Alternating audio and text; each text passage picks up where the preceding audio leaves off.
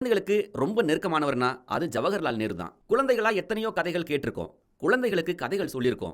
குழந்தைகளுக்கு பிடிச்ச நேரு மாமாவோட கதைய கேட்டிருக்கோமா? அப்படி நீங்க கேட்டது இல்லைனா இப்போ அதை கேட்போமா?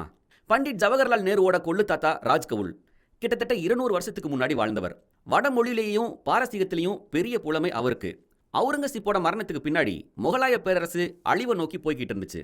அப்ப டில்லி பாதுஷாவா இருந்தவர் ஃபருக்சியர். அவர் காஷ்மீரில் நடந்த ஒரு கலை நிகழ்ச்சியை பார்க்க போனாரு.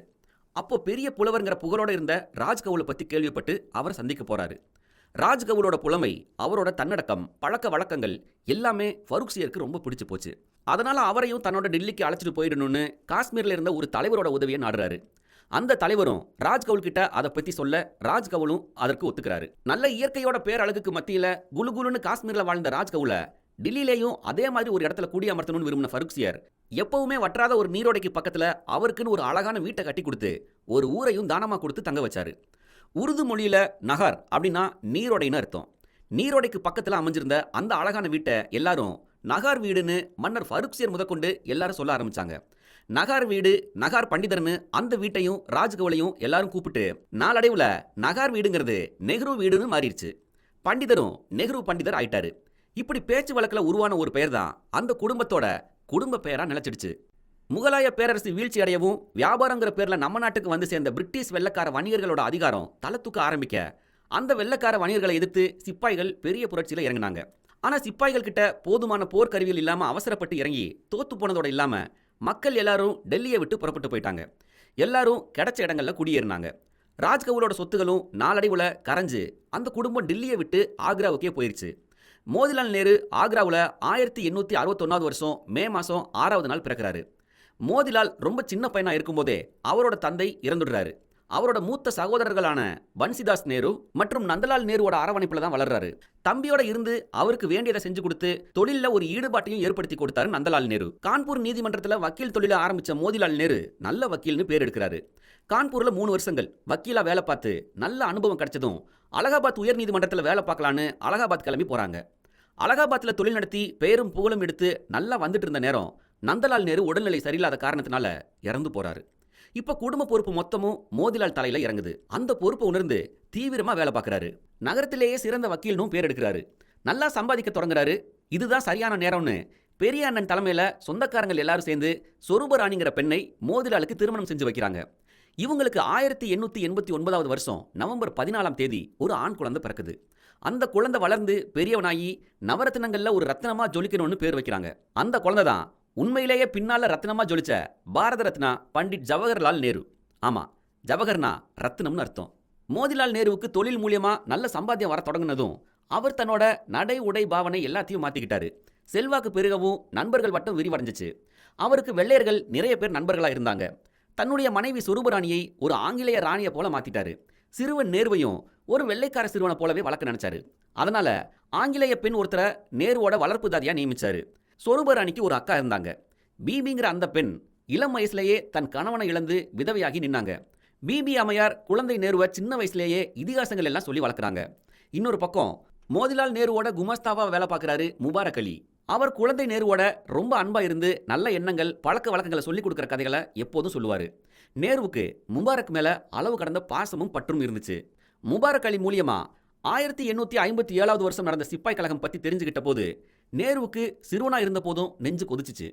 அந்த பிஞ்சு உள்ளத்துல அப்பவே இந்திய சுதந்திரத்துக்காக போராடணுங்கிற எண்ணம் அவருக்குள்ள உருவாச்சு. அப்போ அதுக்கு பின்னாடி என்னாச்சு? ஆடிப்பாடி விளையாடி ராஜா வீட்டு கண்ணுக்குட்டியா துள்ளி குதிச்சிட்டு இருந்த குழந்தை ஜவஹர்லால் நேரு அரசியல் களத்துக்கு வந்து நின்னதே ஒரு வகையில ஆச்சரியமான கதை தான்.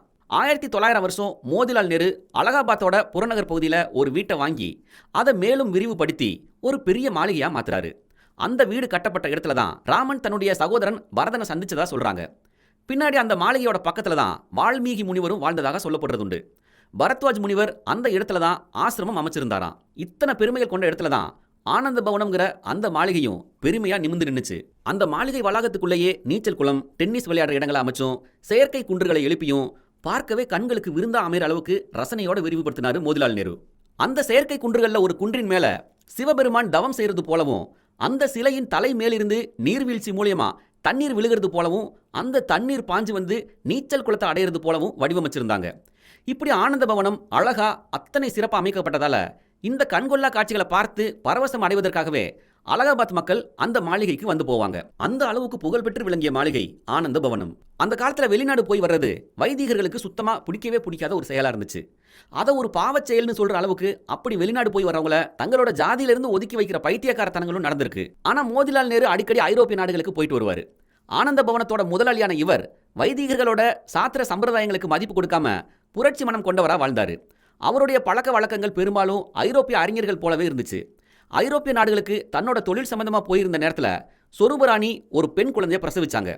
தனக்கு ஒரு தங்கை கிடைச்சிட்டாங்கிற சந்தோஷத்துல ஜவஹர்லால் நேரு துள்ளி குதிச்சு ஆடி பாடி கொண்டாடிட்டு இருந்தாரு.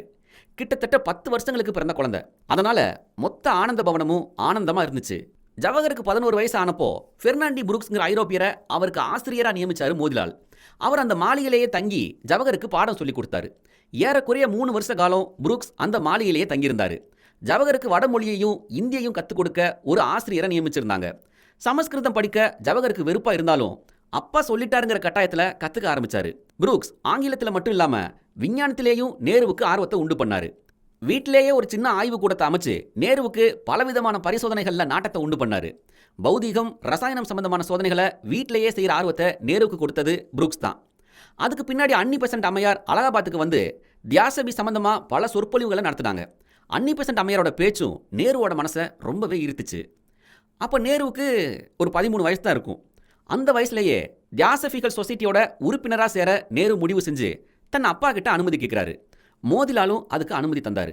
பிறகு தனக்கு ஆங்கிலம் சொல்லிக் கொடுக்குற புரூக்ஸ் அவரை விட்டு போனதும் தியாசபிகல் சொசைட்டியில் சேர்ந்தவங்க எல்லாரும் தெய்வீக சக்தி வாய்ந்தவங்கன்னு எண்ணி வந்த நேருவோட மனசை விட்டு அந்த எண்ணம் நாளடைவில் மறைஞ்சு போச்சு. நேரு சிறுவனா இருந்த போதே அரசியல் பற்றி தெரிஞ்சுக்கிறதுலையும் அதிக ஆர்வம் கொண்டவராக இருந்தார். தினமும் பத்திரிகைகளை படிக்க வச்சதுல அப்போ நடந்து வந்த ருஷ்ய ஜப்பானிய யுத்தம் பற்றியும் தெரிஞ்சுக்கிட்டாரு. ஜவஹருக்கு 15 வயசு முடிஞ்சதுமே அவரையும் தன் மனைவி சொரூப ராணியையும் மகள் விஜயலட்சுமியும் அழைச்சிக்கிட்டு மோதிலால் நேரு இங்கிலாந்துக்கு பயணம் பண்ணார். கப்பலில் டோவார் துறைமுகம் அடைஞ்சு அங்கிருந்து ரயில் மூலியமா லண்டனுக்கு புறப்பட்டாங்க. நேருவுக்கு ஹாரே கல்லூரியில் இடம் கிடைச்சிச்சு. இந்த கல்லூரியில் இடம் கிடைக்கிறது அவ்வளோ சுலபமான விஷயம் இல்லை.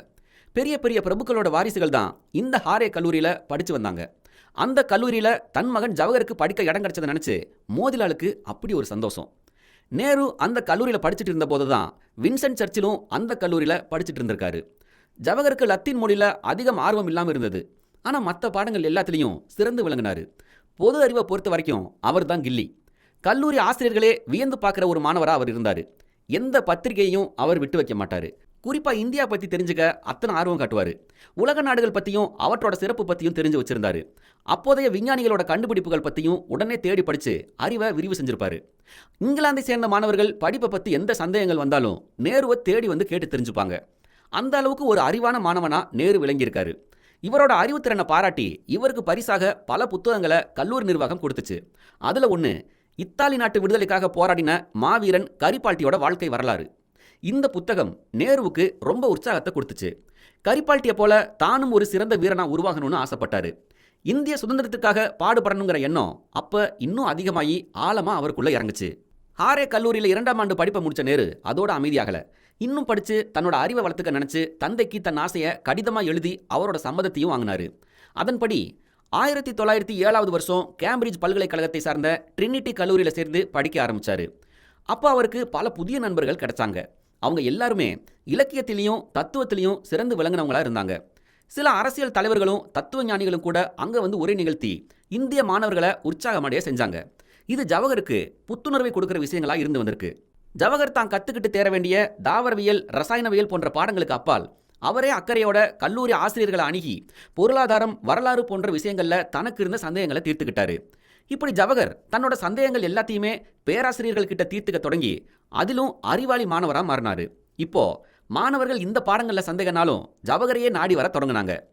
கேம்பிரிட்ஜ் பல்கலைக்கழக மாணவர்கள் எல்லாரும் சேர்ந்து ஒரு அரசியல் அமைப்பை ஏற்படுத்தினாங்க. அதுக்கு மஜ்லிஸ்னு பேரும் சூட்டினாங்க. இந்த சங்கத்தில் அடிக்கடி அரசியல் விவாதங்கள் நடக்கும். அதில் ஜவஹரும் உறுப்பினரானார். அந்த சங்கத்தில் சேர்ந்தோர் கண்டிப்பாக பேசணுங்கிறது விதி. எந்த உறுப்பினராவது பேசாமல் இருந்தால் அவர் அபராதம் கொடுக்கணும். அதனால் ஜவஹரும் ஆரம்பத்தில் சில முறைகள் அபராதம் கட்ட வேண்டிய நிலை உருவாச்சு. பின்னாடி அது கொஞ்சம் கொஞ்சமாக மாறி நிறைய விஷயங்களை பேச தொடங்கினார். லாலா லஜபதி ராய், கோபாலகிருஷ்ண கோகலே, விபின் சந்திரபாலர் போன்ற தலைவர்கள் இங்கிலாந்துக்கு போகும்போதெல்லாம் இந்திய மாணவர்களோட சங்கத்துக்கு போகிறது வழக்கமாகும். இந்திய மாணவர்கள் தங்கியிருந்த அறை சின்னது. அங்கே படித்த இந்திய மாணவர்கள் மொத்தமே 10 பேர் தான். அந்த அறைக்கு வந்த விபின் சந்திரபாலர் எல்லாரையும் உணர்ச்சி வசப்படுற மாதிரி பேசி அந்த மாணவர்களுக்கு மேலும் புத்துணர்வு கொடுத்தாரு. இந்த நேரத்தில் ஜவஹரோட தந்தை மோதிலாலுக்கு அரசியல் ஈடுபாடு வந்துச்சு. ஆங்கிலேய பாணியில உடை அணிஞ்சதும் உல்லாச வாழ்வுமா வாழ்ந்தவர் மொத்தமா அரசியலுக்குள்ள நுழைஞ்சு ஆளே மாறி போயிட்டாரு. சுதந்திர உணர்வு இருப்பவராகவும் ஆங்கிலேய மோகம் சுத்தமா காணாமல் போனவராகவும் மாறி போனாரு மோதிலால். ஜவஹர் தன்னோட 20வது வயசுல தன்னுடைய வெளிநாட்டு படிப்பை முடிச்சுட்டு பட்டமும் வாங்கிட்டாரு. 1912வது வருஷம் இந்தியாவுக்கு திரும்புறாரு. லண்டன்ல அவர் படிச்சுட்டு இருக்கும்போதே அவர் ஓரளவு அரசியல் ஞானம் அடைஞ்சார்னு சொன்னாலும் கூட இந்தியா வந்ததுமே அரசியலை பத்தி வேகமா அறக்க பறக்க எந்த முடிவும் எடுக்காம நின்னு நிதானமா நடந்து தெரிஞ்சுக்க வேண்டிய விஷயங்களை தெரிஞ்சுக்கிட்டு பின்னாடி தான் செயல்பட தொடங்கினாரு. நேரு இந்தியா வந்தப்போ அவரோட அம்மா அப்பா மற்ற சொந்தக்காரங்களும் அலகாபாத்தில் இல்லாம முசௌரிங்கிற மலையடிவார ஊர்ல தங்கியிருந்து அவரை வரவேற்க ஆர்வமா காத்திருந்தாங்க. இமயமலையிலிருந்து வீசுற நல்ல குளிர் காத்து அந்த ஊரை புத்துணர்வா வச்சிருந்துச்சு. நல்ல ஒரு சூழ்நிலையில தங்களோட அன்பு மகனை வரவேற்கணும்னு மோதிலால் நேரு எல்லா ஏற்பாடுகளையும் பண்ணியிருந்தாரு. லண்டன்ல இருந்து திரும்பி வந்த தங்களோட அன்பு மகனை பெற்றோர்கள் ரொம்ப பாசத்தோட வரவேற்றாங்க. பெற்றோர்களோட பாதங்களை தொட்டு வணங்கி ஆசி பெற்ற பிறகு தன்னை பார்க்க வந்த உறவுக்காரங்களுக்கு தன்னோட நன்றியை தெரிவிச்சாரு நேரு. இந்த கொண்டாட்டமான தருணத்தை நேரு தன்னோட அன்பு தங்கைகள் 2 பேரையும் தூக்கி மகிழ்ந்து கொண்டாடினாரு. 2 தங்கைகள்ல ஒரு தங்கையோட பேர் விஜயலட்சுமி, இன்னொரு தங்கையோட பெயர் கிருஷ்ணா. இந்த தங்கை ஜவஹர் கேம்பிரிட்ஜ் பல்கலைக்கழகத்தில் சேரும்போது பிறந்தவங்க. வரவேற்பும் அதுக்கு பிறகான விருந்து உபசரிப்பும் நடந்து முடிஞ்சு சொந்த பந்தங்கள் எல்லாரும் தங்கள் ஊருக்கு கிளம்பினாங்க. பிறகு நேருவோட அடுத்த திட்டம் பத்தி பேச்சு தொடங்குச்சு. வெளிநாடு போய் பாரிஸ்டருக்கு படிச்சு வந்த நேருவை ஒரு பாரிஸ்டராக பார்க்க தான் எல்லாரும் விரும்பினாங்க. அவர் ஆர்வத்தோட படிச்சு வெற்றி பெற்றது ஒரு பக்கம் இருந்தாலும் அவருடைய எண்ணம் தான் ஒரு வக்கீலா வேலை பார்க்கணுங்கிறத நோக்கி இல்லை. பெற்றோரோட விருப்பத்துக்காக 1912வது வருஷம் நவம்பர் மாதம் ஒரு நல்ல நாள்ல நேரு தன்னுடைய அப்பா அலுவலகத்துக்கு போனாரு. வந்திருந்த வழக்குகள் எல்லாத்தையும் பார்த்தாரு. அவருடைய எண்ணம் வழக்கறிஞர் துறை பக்கம் சாயவே இல்லை. அவருடைய எண்ணம் எல்லாம் நாட்டு விடுதலையிலேயே இருந்துச்சு. இப்படி எண்ணமெல்லாம் முழுக்க முழுக்க நாட்டு விடுதலையின் மேல் இருக்கும்போது நீதிமன்றமும் வக்கீல் தொழிலும் சரிப்பட்டு வருமா என்ன? லண்டன்ல நேரு படிச்சுட்டு இருக்கும்போதே பத்திரிகைகளில் வெளிவந்த செய்திகளை எல்லாம் படிச்சும் அங்க போய் பேசிய அரசியல் தலைவர்களோட உரைகளை கேட்டும் உணர்ச்சி பிளம்பா இருந்து வந்த நேருவோட மனசுல இந்திய திருநாட்டின் சுதந்திரம் தான் கண்ணு முன்னாடி நின்னுச்சு. அப்போ அதாவது 1912ஆம் வருஷத்தோட கடைசியில காங்கிரஸ் நிலைமை ரொம்ப மந்தமாவே இருந்துச்சு. திலகர் சிறையில இருந்தாரு.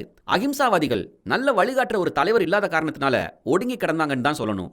இந்திய தேசிய காங்கிரஸ் மாநாடு பங்கிப்பூர்ங்கிற நகரத்தில் நடந்துச்சு.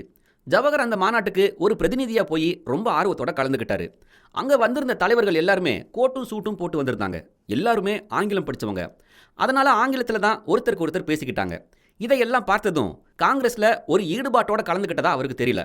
பாமர மக்களோட நாட்டு நிலைமையை விளக்கி பேசணுங்கிற எண்ணம் யார்கிட்டயுமே இல்லைன்னு அவருக்கு தோணுச்சு. அங்க வந்திருந்த தலைவர்கள்ல கோபாலகிருஷ்ண கோகலே தான் கொஞ்சம் வித்தியாசமா தெரிஞ்சார். மற்றவங்க எல்லாரும் பொழுதுபோக்க வந்த மாதிரி நேருவோட கண்ணுக்கு தெரிஞ்சாங்க. கோகலே தான் ஆர்வமா செயல்பட்டதும் இல்லாம அங்க வந்திருந்த பாமர மக்களை அழைச்சு பேசி அவர்கள்கிட்டையும் ஆலோசனை கேட்டாரு. அவர் ஒருவர் தான் சுறுசுறுப்பா இயங்கிட்டு இருந்தாரு. நேருவோட அப்பா மோதிலால் நேருவும் அந்த மேடையில மற்ற தலைவர்களோட இருந்தாரு. எல்லாரும் பேசினாங்க. ஆனா யாருடைய பேச்சும் சுதந்திர உணர்வை கொடுத்த மாதிரியே இல்லை. இதை உணர்ந்த ஜவஹர்லால் நேருவுக்கு மனசுக்குள்ள ரொம்ப வருத்தமா போச்சு. மக்களை தட்டி எழுப்பி அவங்களுக்கு சுதந்திர வேட்கையை தூண்டுற மாதிரி யாருமே பேசலையே, இப்படி இருந்தா மக்கள்கிட்ட எப்படி விழிப்புணர்ச்சி ஏற்படும்னு யோசிச்சாரு. அதே நேரம் இந்த நிலைமை இப்படியே நீடிக்காதுன்னு அவருக்கு தோணிக்கிட்டே இருந்துச்சு. காங்கிரஸ் கட்சியில் உறுப்பினர் ஆகணும்னு நினைச்சிட்டு இருந்த நேரு 1913வது வருஷம் தன்னை உறுப்பினராக பதிவு செஞ்சுக்கிட்டாரு. இருந்தாலும் வக்கீல் தொழிலுக்கு முழுக்க போட்டுட்டு ஒரேடியா அவர் வந்துடல. அப்போ கோபாலகிருஷ்ண கோகலே தலைமையில் இயங்கி வந்த இந்திய ஊழியர் சங்கத்தில் ஜவஹருக்கு ஒரு பிடிப்பு இருந்து வந்துச்சு. இருந்தாலும் அதில் தன்னை தீவிரமாக தொண்டாற்ற விரும்பலை. காரணம், தன்னுடைய வக்கீல் தொழிலையும் அவர் உதறித்தள்ள நினைக்கல. அன்னி பெசன்ட் அம்மையார் இங்கிலாந்துல இருந்து இங்கே வந்து வெள்ளையர்களுக்கு எதிராக ஹோம் ரூல்னு ஒரு இயக்கத்தை ஆரம்பிச்சாங்க. இதே பேர்ல லோகமான்யா பாலகங்காதர திலகரும் ஒரு இயக்கத்தை ஆரம்பிச்சாரு. இந்த 2 இயக்கங்கள்லேயும் நேரு வேலை பார்த்துருக்காரு. ஆனாலும் எந்த இயக்கத்திலேயும் தீவிரமாக இயங்கலை. மேடை ஏறி பேச ரொம்ப கூச்சப்படுவார். இப்படி மேடையை கண்டாலே ஒதுங்கி ஒதுங்கியே ஓடுனவரை 1915ஆம் வருஷம் அலகாபாத்தில் நடந்த ஒரு கூட்டத்தில் அவரோட நண்பர்கள் பேச சொல்லி மேடையில் ஏற்றி விட்டாங்க. நாம எதேச்சியா செய்கிற ஒரு செயல் நம்ம வாழ்க்கையவே திருப்பி போடுற அளவுக்கு திருப்பு முனையா ஏற்படுத்தும்னு சொல்லுவாங்கல்ல. நம்ம ஜவஹர்லால் நேருவுக்கு அந்த மேடை அப்படிதான் அமைஞ்சிச்சு. அந்த முதல் மேடை பேச்சு ஆங்கிலத்தில் தான் இருந்துச்சு. ரொம்ப சுருக்கமா தெளிவா பேசி எல்லாருடைய பாராட்டியும் வாங்கினாரு ஜவஹர்லால் நேரு. அந்த கூட்டத்துக்கு தலைமை வைச்ச சர் தேஜ் பகதூர் சம்ரு கூட்டம் முடிஞ்ச பின்னாடி மோதிலால் நேரு அழைச்சு ஜவஹரோட மேடை பேச்சை பத்தி புகழ்ந்து தள்ளிட்டாரு. ஆனா மோதிலாலுக்கு அந்த பாராட்டுல துளியும் சந்தோஷம் இல்லை. அப்படி என்ன பேசினார் நேரு? நம்ம வீடுகள்லையே எதிரெதிர் அரசியல் நிலைப்பாடுகளில் இருக்கிற 2 பேர் ஒன்னா உட்காந்து நியூஸ் சேனல் பார்த்தாலே வீடே தீக்கிரையாகி போர்க்காலம் மாதிரி ஆயிரும். அதுவும் அந்த 2 பேர் அப்பா பையனா சொல்லவே வேணாம். நியூஸ் பார்க்குற நமக்குள்ளேயே இவ்வளோ பஞ்சாயத்துனா நியூஸையே உருவாக்கின நேரு குடும்பத்துக்குள்ள எவ்வளோ பஞ்சாயத்து இருந்திருக்கும்.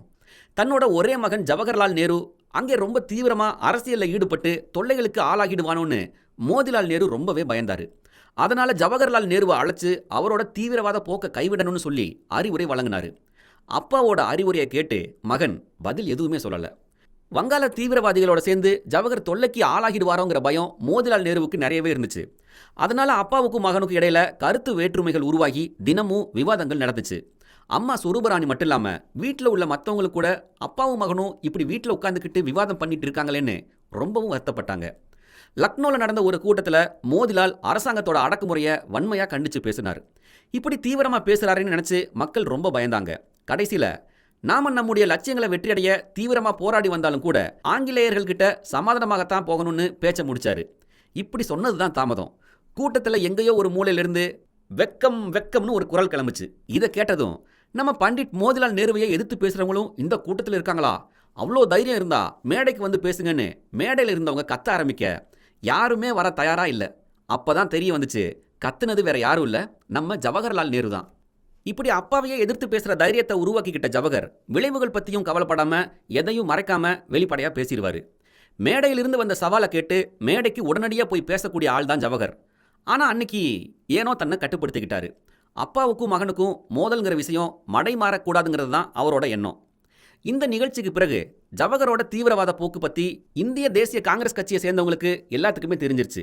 இனியும் அவரோட செயல்கள் தீவிரமாக தான் இருக்கும்னு அவங்க எதிர்பார்த்தாங்க.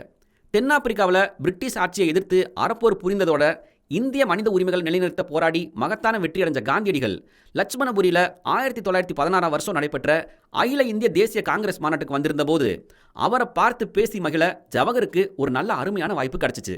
இதே வருஷம் பிப்ரவரி மாதம் தான் ஜவஹரோட திருமணமும் நடந்துச்சு.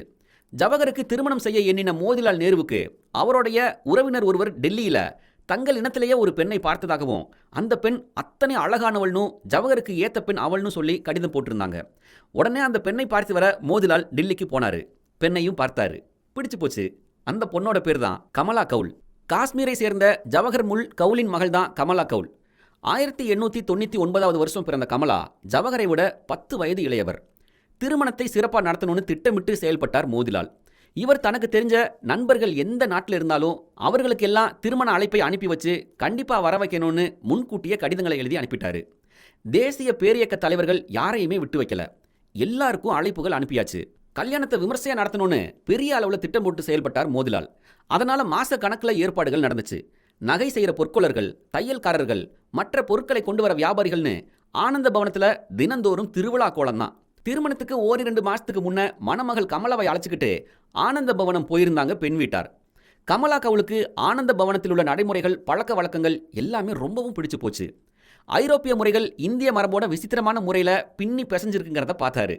அது கமலா கவுலுக்கு புதுமையாகவும் அதே நேரத்தில் சந்தோஷத்தை கொடுக்கறதாகவும் இருந்துச்சு. அங்கே தங்கியிருந்த நாட்கள்லேயே மணமகன் வீட்டில் உள்ள அத்தனை பேராலும் பாராட்டப்பட்டார் கமலா. கமலா கவுலுக்கு ஆனந்த பவனம் மட்டும் இல்லை, அங்கிருந்த மனிதர்களையும் ரொம்ப பிடிச்சி போச்சு. திருமணத்துக்கு முன்னமே அந்த குடும்பத்தில் ஒருத்தராக மாறிட்டார் கமலா. திருமணத்துக்கு முன்ன ஒரு வாரத்துக்கு முன்னாடியே மோதிலால் குடும்பத்தினர், நண்பர்கள், சொந்த பந்தங்கள்னு மொத்தம் 300 பேர் பல வண்ண பூக்களால் அலங்காரம் பண்ண தனி ரயில் ஏறி டெல்லிக்கு போனாங்க. மணமகள் வீட்டில் அலகாபாத்திலிருந்து வரும் விருந்தினர்களையும் தங்கள் உற்றார் உறவினர்களையும் தங்க வைக்க 3 மாடி வீடு ஒன்று ஏற்பாடு பண்ணியிருந்தாங்க மோதிலால் நேரு குடும்பத்தார். அந்த மாடி வீடு போதாதுன்னு அந்த வீடுகளை ஒட்டி இருந்த இடங்கள்ல பல கூடாரங்களை அழகா அமைச்சு அதை ஒரு குட்டி நகரமாகவே மாற்றியிருந்தாங்க. அதுக்கு நேரு திருமண முகாம்னு பெயரும் வச்சிருந்தாங்க. 1916 பிப்ரவரி மாதம் 8வது நாள் ஜவஹரோட திருமணம் சும்மா திருவிழா மாதிரி கோலாகலமாக நடந்துச்சு. இந்த திருமண விழா டில்லியில் 9 நாட்கள் நடந்துச்சு. இந்த திருமணத்துக்கு காந்தியடிகள் தன் மனைவி கஸ்தூரிபாயுடன் வந்தார். திருமணம் முடிஞ்ச அதாவது 10வது நாள் அந்த திருமண முகாம் அலகாபாத்தில் உள்ள மணமகன் மாளிகைக்கு மாறிடுச்சு. அங்கேயும் சில வாரங்கள் சிறப்பான முறையில் விருந்தும் வரவேற்பும் நடந்துச்சு. கமலா மேலே ஜவஹருக்கு இருந்த காதல் கொஞ்சம் நஞ்சம் இல்லை. அவர் தனக்கு ஒரு அன்புமிக்க மனைவி கிடைச்சதை நினச்சி ரொம்பவே பெருமைப்பட்டார். தன்னை எல்லா வழியிலேயும் அரவணைச்சு பாதுகாக்கிற நல்ல துணைவின்னு அவருக்கு சந்தோஷம். 1916 கோடை காலத்தில் ஜவஹரும் அவரோட குடும்பத்தினரும் அவர்களோட சொந்த இடமான காஷ்மீருக்கு போனாங்க. ஸ்ரீநகரில் சில தினங்கள் தங்கின பிறகு பகல்காமுக்கு போனாங்க. ஜவஹரும் அவருடைய ஒன்றுவிட்ட சகோதரரும் இமயமலையில் உள்ள குன்றுகளில் ஏறி மகிழ திட்டம் போட்டாங்க. வழிகாட்ட ஒருவரையும் சாமான்கள் தூக்கி வர சில கூலி ஆட்களையும் கூட்டிக்கிட்டு புறப்பட்டாங்க. பனி மூடிய மலை பிளவுகளும் நீல நிற பனியாரும் கண்களை கவர்ந்துச்சு. தொலைவில் 17 உயரமான சிகரங்கள் வியப்பூட்டுச்சு. மலை ஏறும்போது ஜவஹருக்கோ அவருடன் வந்தவர்கள் யாருக்குமோ களைப்பே இல்லை. அமர்நாத் குகை கோவிலுக்கு செல்ல திட்டம் போட்டு நடந்தாங்க. குகை கோவிலை நெருங்கிய போது திடீர்னு பனி பொழிய தொடங்கிடுச்சு. பெரிய பெரிய கட்டிகளா விழவே பெரும் பிளவுகளை பனி மூட தொடங்கிடுச்சு. பனியால் மூடப்பட்ட பிளவுன்னு தெரியாம அது மேல கால வைக்க உள்ள விழுந்துட்டாரு ஜவஹர். நல்ல வேளையா அவர் இடுப்புல கட்டப்பட்டு அதிக பாரத்தை தாங்கிட்டு இருந்த கயிறு அவரை காப்பாத்துச்சு. உடன் வந்தவங்க உடனே ஓடி வந்து அவரை ஆபத்துல இருந்து காப்பாத்தினாங்க. இப்படி திருமணமான புதுசுல கோடை காலத்துல உற்சாகமா ஊர் சுற்ற போன அவருக்கு நேரம் இருந்த பேராபத்துல இருந்து அவர் எப்படியோ தப்பிச்சிட்டாரு. மலைகளும் குன்றுகளும் நிறைஞ்ச இடங்களுக்கு மனைவி கமலாவை அழைச்சிட்டு போக வேணாம்னு நினைச்சுதான் நண்பர்களோட போனாரு. கமலாவை தன் பெரியம்மா பிபி அம்மையாரோட தங்க வச்சுட்டு தான் இந்த ட்ரிப்புக்கே அவர் புறப்பட்டாரு. கணவனையும் அவரோட சென்றவர்களையும் வழி அனுப்பி வைக்கும்போது மலைகளையும் பள்ளத்தாக்குகளையும் பார்த்துவிட்டு கவனமா திரும்பி வாங்கன்னு மனைவி கமலா சொன்னதை பனிக்கட்டியால மூடியிருந்த பிளவுல மாட்டி திக்குமுக்காடி போனப்பதான் அவர் நினைச்சு பார்த்ததா சொல்லி பின்னாட்களில் வேதனை அடைஞ்சிருக்காரு. ஊரே வியந்து பார்த்த ஒரு திருமணம் முடிஞ்சு குடும்பத்தோட உல்லாச பயணம் போய் மனைவியையும் பெரியம்மாவையும் பகல்காமில் விட்டுட்டு இமயமலையில் ஏறி சந்தோஷமா இருக்கிறப்போ இப்படி ஒரு பேராபத்து நடக்கிறத திரும்பி வரும்போதெல்லாம் நினைச்சு வேதனை அடைஞ்சிருக்காரு ஜவஹர்லால் நேரு. இந்த சம்பவத்தை இன்பத்திலும் ஒரு துன்பம் அப்படின்னு குறிப்பிடுறாரு. இந்த ட்ரிப்புக்கு அப்புறம் நம்ம ஜவஹர்லால் நேரு வாழ்க்கையில ஒரு பெரிய டேர்னிங் பாயிண்ட் ஒன்று காத்துக்கிட்டு இருந்துச்சு. அது என்னது? முதல் உலகப் போர் மும்பரமா நடந்து வந்த சமயம், அதாவது 1917 வருஷம். ஜெர்மனியை எப்படியாவது வீழ்த்தியே ஆகணும்னு பிரிட்டன் போராடிச்சு. அதுக்காக எந்த விதமான கஷ்டத்தையும் அப்போ பிரிட்டன் ஏற்றுக்க தயாராக இருந்துச்சு. பொருளாதார நெருக்கடிகள் நிறைய ஏற்பட்டுச்சு. தன்னோட ஆதிக்கத்துக்கு கீழே இருந்த 40க்கும் அதிகமான நாடுகளை இன்னும் சுரண்டதை தவிர பிரிட்டனுக்கு வேற வழி எதுவும் இல்லை. இந்த நிலையில பிரிட்டன் தன்னோட யுத்த செலவுல பெரும் பகுதியை இந்தியாவிலிருந்து பெற பல திட்டங்கள் தீட்டுச்சு. முக்கியமா வரிச்சுமையை அதிகப்படுத்துச்சு. அதாவது இந்திய விவசாயிகள் செலுத்தி வந்த நிலவரி 2 மடங்காச்சு. ஏற்கனவே விவசாயத்தால சரியான பலன் பெறாமல் இருந்த விவசாயிகளால இந்த இரட்டிப்பு வரியை தர முடியாதுன்னு எதிர்ப்பு தெரிவிச்சாங்க. வட மாநிலங்களில் வரிகொடா இயக்கம் ஆரம்பிக்கப்பட்டுச்சு. பிறகு இந்த கிளர்ச்சி வங்காளம், பஞ்சாப், மராட்டியம், தமிழகம்னு எல்லா மாநிலங்களுக்கும் பரவுச்சு. எங்க திரும்பினாலும் அமைதியற்ற நிலைதான். எப்படியாவது போராட்டத்தை அடக்கியே ஆகணும். அப்பாவி மக்கள் கிட்ட நிலவரிங்கிற பேர்ல பணம் பறிச்சே தீரணுங்கிற முடிவோட ஆங்கிலேய அரசாங்கம் போராட்டத்தில் ஈடுபட்டவங்களை சிறைக்குள்ள தள்ளுச்சு. அதனால சிறை தண்டனைக்கும் சித்திரவதைக்கும் பயந்து கண்டிப்பா இரட்டிப்பு வரியை தந்துடுவாங்கன்னு ஆட்சியாளர்கள் நம்பினாங்க. விவசாயிகள் கிட்ட இருந்து பணம் பறிக்க அவங்களுக்கு வேற எந்த வழியும் தெரியல. ஏழை எளிய விவசாயிகள் மேல போடப்பட்ட சதி வழக்குகளை துரிதமா முடிக்கவும், சத்தியாகிரகிகளை கடுமையா தண்டிக்கவும், பொதுமக்களை அச்சுறுத்தி போராட்டங்களில் ஈடுபடாமல் செய்யவும் ஏற்கனவே இருந்து வந்த அடக்குமுறை சட்டங்கள் போதாதுன்னு நினைச்ச பிரிட்டிஷ் அரசு இன்னும் கடுமையான சட்டங்களை நிறைவேற்ற முடிவு பண்ணுச்சு. அப்படி 1917 வருஷம் டிசம்பர் மாதம் 10 நீதிபதி ரவுலட் தலைமையில் ஒரு குழுவை பிரிட்டிஷ் அரசாங்கம் அமைச்சிச்சு. இந்த ரவுலட் சட்ட கமிட்டி 1918 ஏப்ரல் மாதம் 15வது நாள் தன்னோட அறிக்கையை அரசாங்கத்துக்கிட்ட சமர்ப்பிச்சிச்சு. இந்த அறிக்கையில் குறிப்பிட்ட மாதிரி கொடிய அடக்குமுறை விதிகளை உள்ளடக்கின ஒரு சட்டத்தை 1919 மார்ச் மாதம் 18ஆம் நாள் தாக்கல் செஞ்சு கவுன்சிலில் வச்சு நிறைவேற்றவும் செஞ்சுச்சு. இந்த ரவுலட் சட்டத்தால் இந்திய மக்கள் ரொம்பவும் பாதிக்கப்பட்டாங்க. அவங்களுக்கு எந்த சுதந்திரமும் இல்லைங்கிற அளவுக்கு விதிகள் இருந்துச்சு. எழுத்து சுதந்திரம் கிடையாது, பேச்சு சுதந்திரம் கிடையாது, பொதுக்கூட்டங்களை கூட்டி தங்களோட கருத்துக்களை பேசிடும் சுதந்திரம் கிடையாது, தங்களோட குறைகளை மாவட்ட அதிகாரிகள் கிட்ட எடுத்து சொல்ல ஊர்வலமா போகிற சுதந்திரம் கிடையாது. இப்படி எந்த சுதந்திரங்களும் இல்லாம மக்கள் ஊமைகளா நடமாடணுங்கிற நிலைமை தான் இருந்து வந்துச்சு. இந்த கொடுமை பத்தாதுன்னு எந்தவித காரணமும் காட்டாம எவரையும் எந்த நேரத்திலையும் கைது செய்யலாம், எவ்வளவு காலம் வேண்டுமானாலும் எவரையும் சிறையில் வைக்கலாம், சந்தேகப்படுறவங்க கிட்ட ஜாமீன் தொகை கேட்கலாம், சதி வழக்குகளை அதுக்குன்னு அமைக்கப்படுற தனி நீதிமன்றங்கள் விசாரித்து தீர்ப்பு வழங்கலாம். இப்படி அளிக்கப்படுற தீர்ப்புகளை எதிர்த்து மேல்முறையீடு செய்ய முடியாது. தண்டனை பெற்றவங்க மன்னர்கிட்ட கருணை மணி அனுப்பி அவர்தான் தண்டனையை குறைக்கலாம், இல்லைனா இல்லாமலும் செய்யலாம். இது மாதிரியான கடுமையான ஒரு சூழ்நிலை இருந்துச்சு. இந்த ரவுலட் சட்டத்தை மத்திய சட்டசபையில் தாக்கல் செஞ்சப்போ சீனிவாச சாஸ்திரி கடுமையா எதிர்த்து கண்டன குரல் எழுப்பினாரு. இதை கருத்து சட்டம்னு வர்ணிச்சு அப்போ மத்திய சட்டசபையில உறுப்பினர்களா இருந்த பண்டிட் மதன் மோகன் மாளவியா, முகமது அலி ஜின்னா, மசருல் ஹக் போன்றவங்க சட்டசபை உறுப்பினர் பதவியை ராஜினாமா செஞ்சு அதுக்குரிய கடிதங்களையும் அனுப்பி வச்சாங்க. ரவுலட் சட்டத்தை எதிர்ப்பதோட நாடு முழுசும் சட்ட மறுப்பு இயக்கத்தை தொடங்கி சத்தியாகிரகம் செய்யறதை தவிர வேற வழி இல்லைன்னு காந்தியடிகள் அறிவிச்சாரு. அப்போ காந்தியடிகள் உடல்நலம் சரியில்லாமலும் இருந்தாரு. இந்த சத்தியாகிரகத்தில் ஜவஹர் கலந்து கொள்ள போறதா தன் அப்பா கிட்ட சொல்லி அவருடைய அனுமதியை கேட்டாரு. தன்னோட ஒரே மகன் ஜவஹர் அறப்போரில் ஈடுபடுறத மோதிலால் விரும்பல. போராட்டத்தில் ஈடுபடுறது மூலம் கடுமையான தண்டனைகளுக்கு உள்ளாக வேண்டியது வருமேங்கிறது தான் ஒரு தந்தையா மோதிலாலோட கவலை. தன் மகனை போராட்டத்தில் ஈடுபடாமல் செய்ய தீவிரமாக ஆலோசனை பண்ணாரு. காந்தியடிகளுக்கு உடனடியா ஒரு அவசர தந்தியை அனுப்பி தன்னுடைய வீட்டுக்கு கொஞ்சம் அவசரமா வந்து போகணும்னு கேட்டுக்கிட்டாரு. மோதிலால் நேருவோட அழைப்பை ஏத்துக்கிட்டு காந்தியும் தன்னோட உடல்நிலையை பத்தி பெருசா எடுத்துக்காம ஆனந்த பவனம் போனாரு. காந்தியடிகளை பார்த்ததும் மோதிலால் நேரு அழமாட்டாத குறையா தன்னோட மகனின் போராட்ட ஆர்வத்தை பத்தி சொல்லி போராட்டத்தில் கலந்துக்காம செய்யணும்னு கேட்டுக்கிட்டாரு. இப்படி மோதிலால் சொன்னதும் காந்தியடிகளுக்கு என்ன சொல்றதுன்னே தெரியல. முதல்ல திகச்சு தான் போனாரு. பிறகு மோதிலாலோட மனவேதனையை புரிஞ்சுக்கிட்டு ஜவஹரை அழைச்சு அப்பாவோட மனசு நோகாம நடந்துக்க சொன்னாரு. காந்தியடிகளிடம் எதையுமே சொல்ல முடியாத நிலைமையில தலையை மட்டும் அசைச்சாரு நேரு. 1919 மார்ச் மாதம் 30ஆம் நாள் முதல் நாடு முழுக்க சத்தியாகிரகம் நடத்தணும்னு காங்கிரஸ் காரிய கமிட்டி முடிவு பண்ணுச்சு. அதுக்கு பிறகு எடுத்த முடிவில் ஏப்ரல் 6ஆம் தேதி போராட்டம் ஆரம்பமாகும்னு அறிவிக்கப்பட்டுச்சு. பஞ்சாப் அப்புறம் டில்லி மாநிலங்களில் முன்னாடியே சொன்ன மாதிரி மார்ச் மாதம் 30ஆவது நாளே போராட்டம் ஆரம்பமாச்சு. போராட்டம் பெரிய அளவில் வெற்றி பெற்றுச்சு. போராட்டத்தை நடத்த விடாமல் செய்ய எவ்வளவோ சூழ்ச்சிகளை ஆங்கிலேய அரசு செய்தும் எல்லா முயற்சிகளும் மண்ண கவுச்சு. இதனால ஆத்திரம் அடைஞ்ச ஆங்கிலேய அரசு காந்தியடிகளை கைது பண்ணுச்சு. காந்தியடிகள் கைது செய்யப்பட்டாருங்கிற விஷயம் தெரிஞ்சதும் மக்கள் கடுமையான போராட்டத்தில் இறங்கினாங்க. நிலைமை இன்னும் மோசமாகி துப்பாக்கி சூடும் நடக்க ஆரம்பிச்சது. அனைத்திலும் கொடுமையா இந்திய வரலாற்றோட துக்ககரமான சம்பவம் ஜாலியன் வாலாபாக் படுகொலையும் அரங்கேறிச்சு. அமிர்தசரஸ் நகரத்தோட மத்தியில் இருக்கிற ஜாலியன் வாலாபாக் மைதானத்தில் தேசபக்தர்கள் ஒரு பொதுக்கூட்டத்துக்கு ஏற்பாடு பண்ணாங்க. அந்த மைதானம் 4 பக்கங்கள்லையும் வீடுகளும் மதில் சுவர்களும் சூழ்ந்திருக்கிற இடம். அந்த மைதானத்துக்கு ஒரே ஒரு நுழைவு வாயில் தான். அதை தவிர அந்த மைதானத்துக்கு உள்ள வரவும் வெளியே போகவும் வழி இல்லை. 2 இடங்கள்ல ரொம்ப சின்ன சந்து உண்டு. ஆனால் அது வழியா ஒரு ஆள் தான் போய் வர முடியும். அந்த மைதானத்தில் மக்கள் ஒன்று கூடி ரவுலட் சட்டத்தை எதிர்த்து உணர்ச்சி வசமாக பேசிட்டு இருந்தாங்க. அப்போ ஜெனரல் டயர் தன் இராணுவ வீரர்களோட அங்கே வந்து கண்மூடித்தனமாக சுட துவங்கினான். குண்டடிப்பட்டு கால்களில் மிதிப்பட்டு நெரிசலில் சிக்கி எத்தனையோ மக்கள் துடிதுடிக்க இறந்து போகிறாங்க.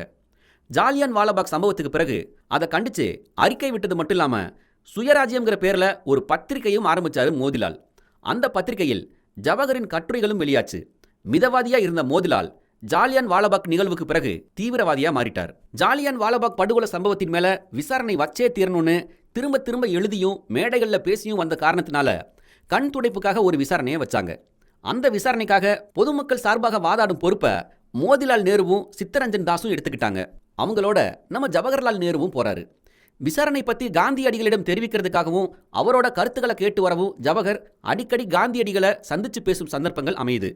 ஜாலியன் வாலாபாக்கில் இறந்தவங்க 359 பேர். அதில் 159 பேர் அந்த மைதானத்தில் உள்ள கிணத்துக்குள்ள தவறி விழுந்து இறந்து போனவங்க. மீதி 200 பேர் துப்பாக்கி சூட்டில் இறந்தாங்கன்னு இந்திய வைஸ்ராய் சொன்னார். இதையெல்லாம் கேட்க கேட்க இந்தியர்களோட மனசுக்குள்ள சுதந்திர வேட்கை கொழுந்து விட்டு எரிய துவங்குச்சு. காந்தியடிகள் மிகவும் தீவிரமா சுதந்திர போர் பணிகள் பற்றி கவனிச்சுட்டு வந்தார். அவர் அறிவித்த ஒவ்வொரு போராட்டத்துக்கும் அதிக அளவில் ஆதரவு கிடைச்சிச்சு. ஜவஹர் காந்தியடிகளோட இருந்து அவரோட ஆலோசனைப்படி தீவிர திட்டங்களை தீட்டினார். இப்படி காங்கிரஸ் இயக்க தலைவர்களும் தொண்டர்களும் தீவிரமாக செயல்பட ஆங்கிலேய அதிகாரிகளும் விழிப்பாகவே இருந்தாங்க. இந்த நேரத்தில் ஜவஹரோட தாயார் சொரூபராணிக்கும் மனைவி கமலாவுக்கும் உடல் நலம் திடீர்னு மோசமாகுது. அவங்க 2 பேரையும் அழைச்சிக்கிட்டு ஏதாவது ஒரு மலை பிரதேசத்துக்கு போய் தங்க வைக்கிறது நல்லதுன்னு மருத்துவர்கள் சொல்றாங்க.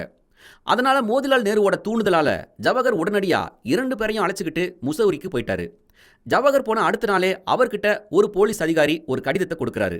அதுல அதே விடுதியில் தங்கியிருந்த ஆப்கானிஸ்தான் தூதுவரோட ஜவஹர் எந்தவித தொடர்பும் வச்சுக்க கூடாதுன்னு எழுதப்பட்டிருந்துச்சு.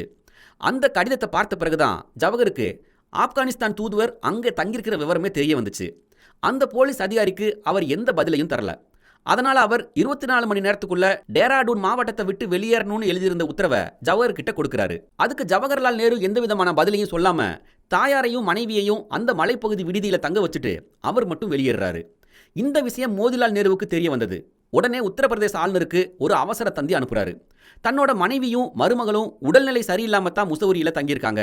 இப்போ அரசு ஆணையை மதிச்சு ஜவஹர் திரும்பி வந்துட்டதாகவும் மனைவிக்கோ மருமகளுக்கோ உடல்நிலை பாதிக்கப்பட்டுச்சுன்னா ஜவஹரை அதே விடுதிக்கு திரும்பவும் அனுப்புறதை தவிர வேற வழி இல்லைன்னு எழுதுறாரு.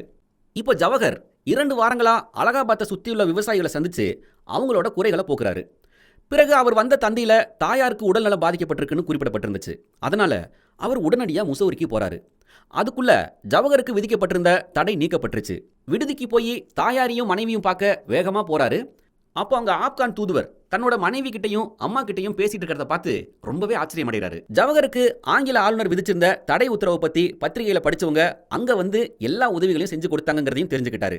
மகன் மேல தடை உத்தரவு பிறப்பிச்சுக்காங்கிறத கேள்விப்பட்டதுக்கே பதறி போய் ஆளுநருக்கு கடிதம் எழுதின அப்பா தன் பையன் தொடர்ந்து பிரச்சனையில சிக்கி சிறைக்கே போயிட்டா எப்படி பதறுவாரு? அதை நம்ம அடுத்த எபிசோட்ல கேட்கலாம். 1920 வருஷம் செப்டம்பர் மாதம் 16வது நாள் கல்கத்தாவில் லாலா லஜபதி ராய் தலைமையில் காங்கிரஸ் மாநாடு ஒன்று நடைபெறுது. இந்த மாநாட்டில் தான் காந்தி சகாப்தம் ஆரம்பமாச்சுன்னு சொல்லலை. ஆனால் அந்த மாநாட்டில் காந்தியடிகள் பேசும்போது ஒத்துழையாமை இயக்க கொள்கைகளை பற்றி விரிவாக சொல்கிறாரு. அவருடைய கருத்துக்களை தலைவர்கள் எல்லாருமே முழு மனசோட ஏற்றுக்கிட்டாங்க. ஆங்கில ஆட்சியால் அளிக்கப்பட்ட பட்டங்கள் எல்லாத்தையும் துறந்துடணும்னு முடிவு பண்ணப்பட்டுச்சு. அதாவது சர், திவான், பகதூர் மாதிரியான பட்டங்கள். அதன்படி பட்டங்கள், பதவிகள் எல்லாத்தையும் தூக்கி எறிஞ்சாங்க தலைவர்கள். மேலும் பல ஆயிரக்கணக்கான இளைஞர்கள் ஆங்கில பொருட்களை எதிர்த்தாங்க. பொது இடங்கள்ல ஆங்கிலேய நாட்டு பொருட்களை தீயிட்டு கொளுத்துனாங்க. இப்படி நாடு முழுக்க பெரிய கிளர்ச்சி ஏற்பட்டுச்சு. இங்கிலாந்திலிருந்து வேல்ஸ் இளவரசர் இந்தியாவுக்கு 1921 வருஷம் டிசம்பர் மாதம் வந்த போதும் அவருடைய வருகையை காங்கிரஸ் இயக்கம் எதிர்ப்பு தெரிவித்தது. அவர் வருகையை ஒட்டி ஒத்துழையாமை போற தீவிரமாக நடத்தினாங்க. எங்கெங்க இளவரசர் போறாரோ அங்கங்க எல்லாம் கிளர்ச்சிகள் நடத்தணும்னு முடிவு செஞ்சதால அங்கங்க கிளர்ச்சிகள் நடந்துகிட்டே இருந்துச்சு. 1921 டிசம்பர் மாதம் 6வது நாள் மாலை நேரம் அலகாபாத்தில் தங்களோட இல்லமான ஆனந்த பவன்ல தந்தையும் மகனும் அமர்ந்து அரசியல் விஷயம் பத்தி விவாதிச்சாங்க. திடீர்னு போலீஸ் உள்ள நுழைஞ்சு 2 பேரையும் கைது பண்ணாங்க.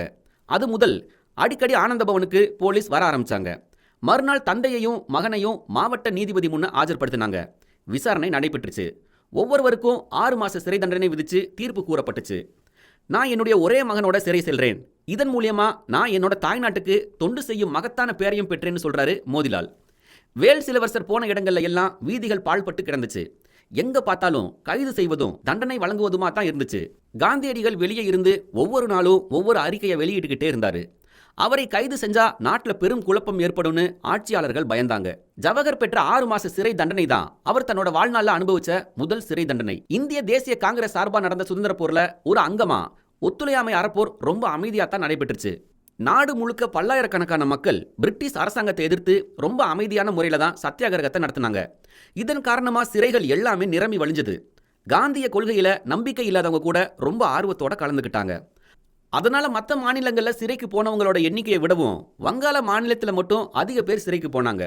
1922 வருஷம் பிப்ரவரி மாதம் 5வது நாள் உத்தரப்பிரதேசத்தில் உள்ள கோரக்பூர் மாவட்டத்தில் உள்ள சௌரி சௌராங்கிற ஊரில் ஒரு சம்பவம் நடக்குது. ஆயிரக்கணக்கான மக்கள் அந்த ஊர் போலீஸ் நிலையம் இருக்கிற பகுதியில் காங்கிரஸ் கொடிகளை ஏந்திக்கிட்டு மகாத்மா காந்திக்கு ஜேன்னு கோஷம் போட்டுக்கிட்டே போயிருக்காங்க. இது அங்குள்ள போலீஸ் இன்ஸ்பெக்டருக்கு ஆத்திரத்தை உண்டு பண்ணியிருக்கு. அதனால அவர் சில போலீஸ்காரங்களை அழைச்சிக்கிட்டு வெளியே வந்து கோஷம் போடாமல் போகணும்னு சொல்ல, யாருமே மகாத்மா காந்திக்கு ஜே போடக்கூடாதுன்னு சொல்ல, மக்கள் யாருமே அதை கேட்காம கோஷம் போடவும் ஜே போடவும் செஞ்சிருக்காங்க. அதில் ஆத்திரம் அடைஞ்ச அந்த சப் இன்ஸ்பெக்டர் அந்த கூட்டத்தில் இருந்தவங்களை துரத்தி போய் தன்னோட துப்பாக்கியில குண்டுகள் இருக்கிற வரைக்கும் சுட்டிருக்காரு. இதனால பலர் காயம் அடைகிறாங்க. 50க்கும் மேற்பட்டவங்க இறந்தும் போயிடுறாங்க. அதனால ஆத்திரம் அடைஞ்ச மக்கள் போலீஸாரை எதிர்த்து சண்டை போட ஆரம்பிச்சிடுறாங்க. போலீஸாரோட துப்பாக்கிகளில் இருந்த குண்டுகள் தீர்ந்ததும் அவங்க மறுபடியும் போலீஸ் ஸ்டேஷனுக்கு தப்பிச்சு ஓட ஆரம்பிக்க மக்கள் அவங்கள விரட்டி போய் அந்த போலீஸ் ஸ்டேஷனுக்கு தீ வச்சுட்டாங்க. உள்ள இருந்த 21 போலீஸும் ஒரு சப் இன்ஸ்பெக்டரும் எரிஞ்சு சாம்பலாகி போறாங்க. இந்த சம்பவம் இந்தியா முழுக்க பெரிய பதட்டத்தையும் பரபரப்பையும் உண்டு பண்ணுச்சு. அந்த கலவரத்தப்போ துப்பாக்கி சூட்டின் காரணமாகத்தான் உயிரிழந்த 50க்கும் மேற்பட்டவங்களை பற்றியோ காயம்பட்ட 100க்கும் மேற்பட்டவங்களை பற்றியோ கவலைப்படாத ஆங்கிலேய அதிகாரிகள் போலீஸ் நிலையத்தை தீ வச்சு கொளுத்தியதை பற்றியே சொல்லி அக்கிரமமான செயல்னும் காட்டுமிராண்டித்தனமான செயல்னும் சொன்னதோட இல்லாம அப்பாவி மக்களுக்கும் அரசாங்கம் தொல்லை கொடுத்துச்சு. ஒத்துழையாமை இயக்கத்தின் காரணத்தால ஏற்பட்ட விளைவு தான் இதுன்னு எண்ணின காந்தியடிகள் காங்கிரஸ் தலைவர்கள் யாரையும் கலந்து ஆலோசிக்காம ஒத்துழையாமை இயக்கத்தை நிறுத்துறதா அறிவிச்சிட்டாரு. சௌரி சௌரால என்ன நடந்துச்சு, தவறு யார் பக்கங்கிறத பற்றி தீர விசாரிக்காம அங்க நடைபெற்ற நிகழ்ச்சியை கண்டிச்சும் பொதுமக்கள் நடந்துகிட்ட முறை தவறுன்னு காந்தியடிகள் அறிக்கை விட்டார். இப்படி அவசரப்பட்டு அறிக்கை விடவும் தலைவர்கள் யாரையும் ஆலோசிக்காமல் ஒத்துழையாமை இயக்கத்தை முடக்கவும் செஞ்சது பல்லாயிரக்கணக்கான மக்களை, துடிப்புள்ள இளைஞர்களையும் ரொம்ப வருத்தப்பட வச்சுச்சு. புரட்சியில ஈடுபட்டு சிறைக்கு போனவங்க எல்லாரையும் ரொம்ப கோபமடைய வச்சுச்சு. அப்ப சிறையில் இருந்த ஜவஹர்லால் நேருவும் காந்தியடிகளோட இந்த செயலை வன்மையா கண்டிச்சாரு. ஜவஹர்லால் நேரு கொஞ்சம் ஆத்திரத்தோட தான் இப்படி குறிப்பிடுறாரு. இந்தியாவில் எங்கோ ஒரு மூலையில் உள்ள ஏதோ ஒரு கிராமத்தில் மக்கள் அடக்குமுறை தாங்காம வன்முறையை உபயோகிச்சுட்டாங்க. இது உண்மையாகவே இருக்கலாம். அதுக்காக நாம மேற்கொண்ட லட்சியமான இந்த சுதந்திர போராட்டத்தையே ஒத்தி வைக்கணுமா? இப்படி ஒத்தி வைக்கிறது எந்த விதத்திலையுமே நியாயமில்லாத ஒரு செயல். இப்படி கண்டிப்பா ஒத்தி வைக்க வேண்டிய நிலை ஏற்படவே இல்லையே. இது போல நிகழ்ச்சிகள் சர்வசாதாரணமாக நடக்கிறது தானே. இந்த நாட்டில் உள்ள கோடிக்கணக்கான மக்களுக்கு அகிம்சை தத்துவங்களை கற்றுக் கொடுக்குற நேரமா இது? எதுக்காக அப்படி ஒரு அசம்பாவிதம் நடந்துச்சுன்னு யோசிச்சு பார்க்கறதுல தவறு இல்லை. ஆனால் அதுக்காக நம்மளோட மூலாதார திட்டத்தையே ஒத்தி வைக்கணுங்கிறது தேவையில்லாதது. இது போல வன்முறை சம்பவங்கள் சில சந்தர்ப்ப சூழ்நிலைகளால் ஏற்படுறது இயல்புதான். இது மாதிரி ஒரு அத்துமீறின செயல் ஏன் நடக்குதுன்னு தான் நாம யோசிக்கணும். சும்மா இருந்த போலீஸ்காரங்களையா பொதுமக்கள் உள்ள வச்சு பூட்டி தீ வச்சாங்க? அங்க நடந்த முன் நிகழ்வு என்ன? இது மாதிரி ஒரு கொடூரமான சூழ்நிலைக்கு காரணம் என்னன்னு யோசிச்சு பார்க்கணும். இது மாதிரி நிகழ்வுகள் அங்க ஒன்றும் இங்க ஒன்றும் நடக்கத்தான் செய்யும். இப்படி நடக்கிறதுக்கு நம்மவர்கள் மூல காரணமா இருக்க மாட்டாங்க. கட்டாயத்தோட பேர்ல, அதாவது அந்த ஆங்கிலேயர்களோட கொடுமை தாங்காம அரங்கேறிய வன்முறை இது. இதுக்காக அறப்போரை கைவிட்டது நியாயமாகாதுன்னு தன்னுடைய கருத்தை ரொம்ப ஆத்திரமா வச்சாரு ஜவஹர்லால் நேரு. ஜவஹருக்கு 3 மாசம் கழிச்சு விடுதலை கிடைச்சிச்சு. சிறையிலிருந்து வந்ததும் நேரு காந்தியடிகளை பார்க்குற எண்ணத்தோட நேராக சபர்மதிக்கு போறாரு. அங்கதான் அவர் வீட்டுக்காவல்ல வைக்கப்பட்டிருக்கார். காந்தியடிகளிடம் அடுத்த திட்டம் பத்தி கேட்டறிந்த பிறகு நேரு அலகாபாத் போனாரு. சுதேசி துணிகளை தவிர விதேசி துணிகளை ஒருபோதும் விற்க போறதில்லைன்னு சொல்லி வந்த ஜவுளி கடைக்காரர்கள் லாபம் சம்பாதிக்கிற எண்ணத்தோட விதேசி துணிகளை வாங்கி வச்சிருந்த விவரம் அறிஞ்சு அவங்க கிட்ட போய் கேட்டாரு நேரு. அவங்க அப்படி விற்பனை பண்ணினா மறியல் செஞ்சு யாரையும் துணிமணிகளை வாங்க விடக்கூடாதுங்கிறது நேருவோட திட்டம். ஜவஹர் இப்படி அலகாபாத் வந்து ஜவுளி கடைகளில் விதேசி துணிகளை விற்கக்கூடாதுன்னு சொல்றதை தெரிஞ்சுக்கிட்ட ஆங்கிலேய அரசு அவரை மறுபடியும் கைது பண்ணாங்க. ஜவஹரை லட்சுமணபுரி சிறைக்கு கொண்டு போனாங்க. அவர் சிறையில் இருந்தப்போ ஏராளமான புத்தகங்களை வர வச்சு படித்தார். 1923 வருஷம் ஜனவரி மாதம் 25வது நாள் அரசியல் கைதிகள் எல்லோரையும் ஆங்கிலேய அரசு விடுதலை பண்ணுச்சு. அப்போ நேருவும் விடுதலையானார். தன்னுடைய மகன் எங்கே சிறையில் கஷ்டப்படுவானோன்னு பயந்த மோதிலால் அதுக்கு பிறகு நாட்டு விடுதலைக்காக அவர் உழைக்கணும்னு சொன்னதை கேட்டு ஜவஹர் ரொம்ப சந்தோஷம் அடைஞ்சாரு. தந்தையோட விருப்பத்துக்கு மாறா செயல்படாம தந்தையோட ஆசைகளோட செயல்படுற வாய்ப்பு கிடைச்சதை பத்தி ரொம்ப சந்தோஷப்பட்டார் ஜவஹர். விவசாயிகளோட துன்பங்களை கேள்விப்பட்ட நேரு அவங்கள நேரடியாக சந்திச்சு அவங்களோட துன்பங்களை கேட்டு தெரிஞ்சுக்கிட்டாரு. அவங்களுக்கு வேண்டின உதவிகளை செய்யறதா சொன்ன ஜவஹர் பின்னாடி ஆட்சியாளர்கள் புரிஞ்சுக்கிற மாதிரி விவசாயிகளின் அவல நிலைமையை பத்தி மேடைகளில் பேச ஆரம்பிச்சார். சட்டமன்றம், நாடாளுமன்றம் இங்க எல்லாம் போட்டி போட்டு காங்கிரஸ் தலைவர்களும் இடம் பிடிக்கணுங்கிற கருத்தை தேசபந்துதா சொல்லிக்கிட்டே இருந்தார். இந்த அடிப்படையில் நகராட்சி தலைவர்களா பல காங்கிரஸ் தலைவர்கள் தேர்ந்தெடுக்கப்பட்டாங்க. அலகாபாத்தின் நகராட்சி தலைவரா ஜவஹர்லால் நேரு தேர்ந்தெடுக்கப்படுறாரு. நகராட்சி தலைவராக பதவி வகிச்சா மட்டும் போதாது, சிறப்பாக செயல்படணும்னு தன்னால மக்கள் நலம் பெறணும்னு யோசிச்ச நேரு மேலை நாடுகளில் நகராட்சி எப்படி செயல்படுதுன்னு தெரிஞ்சுக்க புத்தகங்களை வரவழைச்சு படித்தார். அதோட நிறுத்திக்காம அலகாபாத் நகராட்சியில் நல்ல முறையில் நடக்க பாடுபட்டு வெற்றியும் அடைஞ்சாரு. இதனால அலகாபாத் நகரம் மட்டும் இல்லாமல் சுற்றியுள்ள ஊர்களும் நன்மை அடைஞ்சிச்சு. மக்கள் நம்ம ஜவஹர்லால் நேருவை தலைமையில தூக்கி வச்சு கொண்டாட ஆரம்பிச்சாங்க. இப்படி ஒரு நகராட்சி தலைவர் பதவியில் துவங்கின நேரு எப்படி நம்ம நாட்டோட முதல் பிரதமர் ஆனாரு தெரிஞ்சுக்குவோமா அடுத்த எபிசோட்ல. தூங்குறவங்கள எழுப்பலாம், தூங்குற மாதிரி நடிக்கிறவங்களை எழுப்ப முடியுமா? நம்ம நாட்டு மக்களுக்கு என்ன தேவைங்கிறத தெளிவாக புரிஞ்சுக்கிட்ட ஆங்கிலேய அரசு அதை கொடுத்துடவே கூடாதுங்கிறதுல ரொம்ப உறுதியாக இருந்தாங்க. அதில் நாட்டு மக்களுக்கு பல நன்மைகளை செஞ்சுட்டு வந்த நேரத்தில் வடநாட்டில் நபான்கிற சமஸ்தானத்தில் ஆட்சி புரிஞ்ச மன்னரை ஆங்கிலேய அரசு வேணும்னே அப்புறப்படுத்தி அந்த சமஸ்தானத்தை ஆளுகிற பொறுப்பை ஒரு ஆங்கிலேயருக்கு கொடுத்துச்சு. இதனால் அங்கே பெரிய புரட்சி ஏற்பட்டுச்சு. அவங்க ஜவஹர்லால் நேருவோட உதவியை நாடினாங்க. ஜவஹரும் உடனடியாக அங்கே போகிறாரு. அவரோட பொருளாதார நிபுணர் சந்தானம் அப்புறம் வடநாட்டை சேர்ந்த கித்வானியும் போகிறாங்க. அங்கே சீக்கிய தலைவர்கள்கிட்ட அவங்களோட போராட்டம் பற்றி பேசிகிட்டு இருக்கிறப்போ 3 பேரும் கைது செய்யப்படுறாங்க. பாட்டியாலா, நாபா ஆகிய 2 சீக்கிய சமஸ்தான மன்னர்களுக்கு இடையில நடந்த சச்சரவை காரணம் காட்டி நாபா மன்னரை பதவி விலக வச்சு ஆங்கிலேய அதிகாரி ஒருத்தரை அந்த பொறுப்பில் உட்கார வச்சது சம்பந்தமாக நடந்த கலவரத்தில் நேரு தலையிட்டது பெரும் தவறுன்னு சொன்னதோட நிற்காம ஜவஹர், சந்தானம், கித்வானி 3 பேரையும் அவமானப்படுத்தணுங்கிற எண்ணத்தில் 3 பேரையும் ஒன்றா சேர்த்து விலங்கு போட்டு எல்லாரும் பார்க்குற மாதிரி சாலையில் நடக்க வச்சு இழுத்துக்கிட்டு போனாங்க. இப்படி இழுத்துக்கிட்டு போன 3 பேரையும் மேற்கொண்டு அவமானப்படுத்தணுங்கிற நோக்கத்தில் 3 பேரையும் ரொம்ப மோசமான ஒரு சிறையில் அடைச்சாங்க. அங்கே உட்காரவும் முடியாமல் படுக்கவும் முடியாமல் 2 நாட்கள் பெரும் துன்பம் அடைஞ்சாங்க 3 பேரும். நைட்டெல்லாம் எலிகள் துள்ளி குதிச்சு அங்கே விளையாடிக்கிட்டே இருந்துச்சு. அப்படி ஒரு மோசமான சிறையில் ரொம்ப கஷ்டப்பட்டாங்க. தங்களோட வழக்கு பற்றி வாதாட ஒரு வக்கீல் நியமிச்சுக்க அனுமதிக்கணும்னு கேட்டப்போ அதுக்கும் மறுத்துட்டாங்க. இதனால் ஆத்திரம் அடைஞ்ச நேரு விசாரணையில் கலந்துக்க போகிறதில்லைன்னு அறிவிச்சாரு. இதுக்கு இடையில மோதிலால் நேரு அங்கே வந்து வழக்கை பற்றி விசாரிக்கிறாரு. யாரும் எதிர் வழக்காட போகிறதில்லைன்னு நடக்கிறது நடக்கட்டும்னு சொல்லி மோதிலால் நேருவை ஜவஹர் திருப்பி அனுப்பிடுறாரு. இருந்தாலும் மோதிலால் நேரு கபில்தேவ் மாளவியான்னு ஒரு வக்கீலை ஏற்பாடு செஞ்சுட்டு தான் போகிறாரு. வழக்கு 2 வாரமாக நடந்துச்சு. பிறகு ஒவ்வொருத்தருக்கும் 2 ஆண்டுகள் சிறை தண்டனைன்னு தீர்ப்பு வந்துச்சு. அவங்கள சிறைக்கு அழைச்சிட்டு போனதை தொடர்ந்து அந்த தண்டனையை ரத்து செஞ்சு அடுத்த உத்தரவு வந்துச்சு. அவங்க 3 பேரும் நாபாவை விட்டு உடனடியாக வெளியேறணும்னு அந்த உத்தரவில் சொல்லப்பட்டிருந்துச்சு. அதனால் 3 பேரும் நாபாவை விட்டு வெளியேறினாங்க. 1923 டிசம்பர் மாதம் 26ஆம் நாள் காக்கிநாடாவில் மௌலானா முகமது அலியோட தலைமையில் காங்கிரஸ் மாநாடு நடந்துச்சு. அப்போ அவர் ஜவஹர் கிட்ட காங்கிரஸ் கட்சியோட செயலாளர் பொறுப்பை ஏற்றுக்கும்படி கேட்டுக்கிட்டாரு. முதல்ல மறுத்த நேரு கடைசியாக ஒத்துக்கிட்டாரு. 1924ஆம் வருஷம் ஜனவரி மாதம் காந்தியடிகளுக்கு கடுமையான குடல் நோய் ஏற்பட்டுச்சு. அப்போ அவர் சிறையில் இருந்தார். அவருக்கு உடனடியாக அறுவை சிகிச்சை செய்ய வேண்டிய நிலைமையும் ஏற்பட்டுச்சு. அதனால் பிப்ரவரி மாதம் அவரை விடுதலை செஞ்சாங்க. அறுவை சிகிச்சை முடிஞ்சு பம்பாய்க்கு பக்கத்தில் இருக்கிற ஜூவுக்கு போய் ஓய்வெடுத்தார் காந்தி. ஜவஹரும் அவர் குடும்பத்தினரும் அங்கே போய் ஒரு குடிசையை வாடகைக்கு எடுத்து அங்கேயே தங்கி காந்தியடிகளுக்கு உதவி செஞ்சாங்க. கடற்கரையில் உல்லாசமாய் குதிரை சவாரி செய்கிறதுக்கோ கடலில் நீந்தி குளிச்சு மகிழ்கிறதுக்கோ நேரு அங்கே வரல. காந்தியடிகளோட பேசி அவரோட கருத்துக்களை தெரிஞ்சுக்கணும்னு மட்டும் ரொம்ப விரும்பினார். அதனால தான் எல்லாருமே அங்கே வந்து தங்கினாங்க. ரொம்ப பொறுமையாக வேலை பார்த்து மக்களுக்கான நிர்மாண திட்டங்களை நிறைவேற்றணும்னு காந்தியடிகள் ரொம்ப ஆசைப்பட்டார். எங்கேயோ ரொம்ப தொலைவில் கற்பனை வாழ்வை வாழ அவர் விரும்பலை. உடனடியாக மக்களுக்கு என்ன செய்யலாங்கிறதுல மட்டும்தான் அவரோட கவனம் முழுக்க முழுக்க இருந்துச்சு. நாம் ஒவ்வொருத்தரும் எடுத்து வைக்கிற ஒவ்வொரு அடியும் உறுதியாகவும் பலமாகவும் இருக்கணுங்கிறதுல தான் காந்தியடிகள் குறியா இருந்தார். இப்படி திட்டம் போட்டு உறுதியோடு நடந்தா நாம கனவு காண்ற லட்சிய வாழ்க்கையை அடைஞ்சிடலாங்கிறதுல அவருக்கு சந்தேகமே இல்லை. 1925 வருஷம் செப்டம்பர் மாதம் ஜவஹரோட மனைவி கமலாவுக்கு கொடிய இருமல் நோய் ஏற்பட்டு ரொம்ப கஷ்டப்பட்டார். கமலாவோட உடல்நிலை நேருவுக்கு ரொம்ப கஷ்டத்தை கொடுத்துச்சு. மருத்துவர்களோட ஆலோசனைப்படி கமலாவோட நேரு சுவிட்சர்லாந்துக்கு போறாரு. 1926ஆம் வருஷம் மார்ச் மாதம் ஜவஹர், மனைவி கமலா, மகள் இந்திரா 3 பேரும் ஐரோப்பாவுக்கு புறப்பட்டாங்க. இவங்க திட்டமிடுறதுக்கு முன்னாடியே விஜயலட்சுமி பண்டிட்டும் அவரோட கணவரும் ஐரோப்பாவுக்கு செல்ல திட்டம் வச்சிருந்தாங்க. நேரு குடும்பத்தினர் போன கப்பலில் தான் அவங்களும் இருந்தாங்க. பிறகு 2 மாசத்துல நேருவோட இன்னொரு தங்கை கிருஷ்ணாவும் ஐரோப்பாவுக்கு பயணம் பண்ணாங்க. இவங்க எல்லாருமே ஜெனீவாவில் ஒரு வீட்டில் தங்கியிருந்தாங்க. அங்கே தங்கி இருந்தபோது ஜவஹர் பல ஐரோப்பிய நாடுகளுக்கு சுற்றுப்பயணம் போனார். பிரெஞ்சு பேராசிரியர் ரோமன் ரோலந்தை பார்த்து அவரோட பழகிற வாய்ப்பை பெற்றார் ஜவஹர். மகாத்மா கொடுத்த அறிமுக கடிதம் அவரை சந்திச்சு பேசிட அவருக்கு உறுதுணையாக இருந்துச்சு. அதன் பிறகு சில முறை ஆரை சந்திச்சு பேசி மகிழ்ச்சி அடைஞ்சாரு.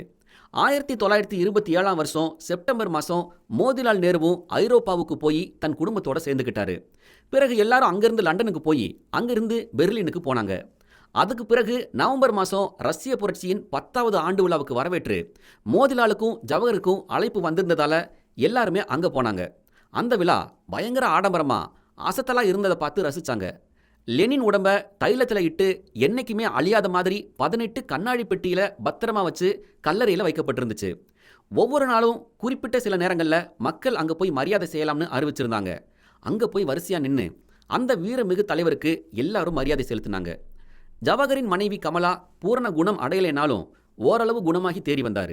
அதனால் 1927ஆவது வருஷம் டிசம்பர் மாதம் முதல் வாரம் மறுபடியும் இந்தியாவுக்கு திரும்பினாங்க. நேரு குடும்பம் மாஸ்கோவில் இருந்த போது தான் சைமன் கமிஷன் நியமன அறிக்கை முதலாக பிறந்துச்சு.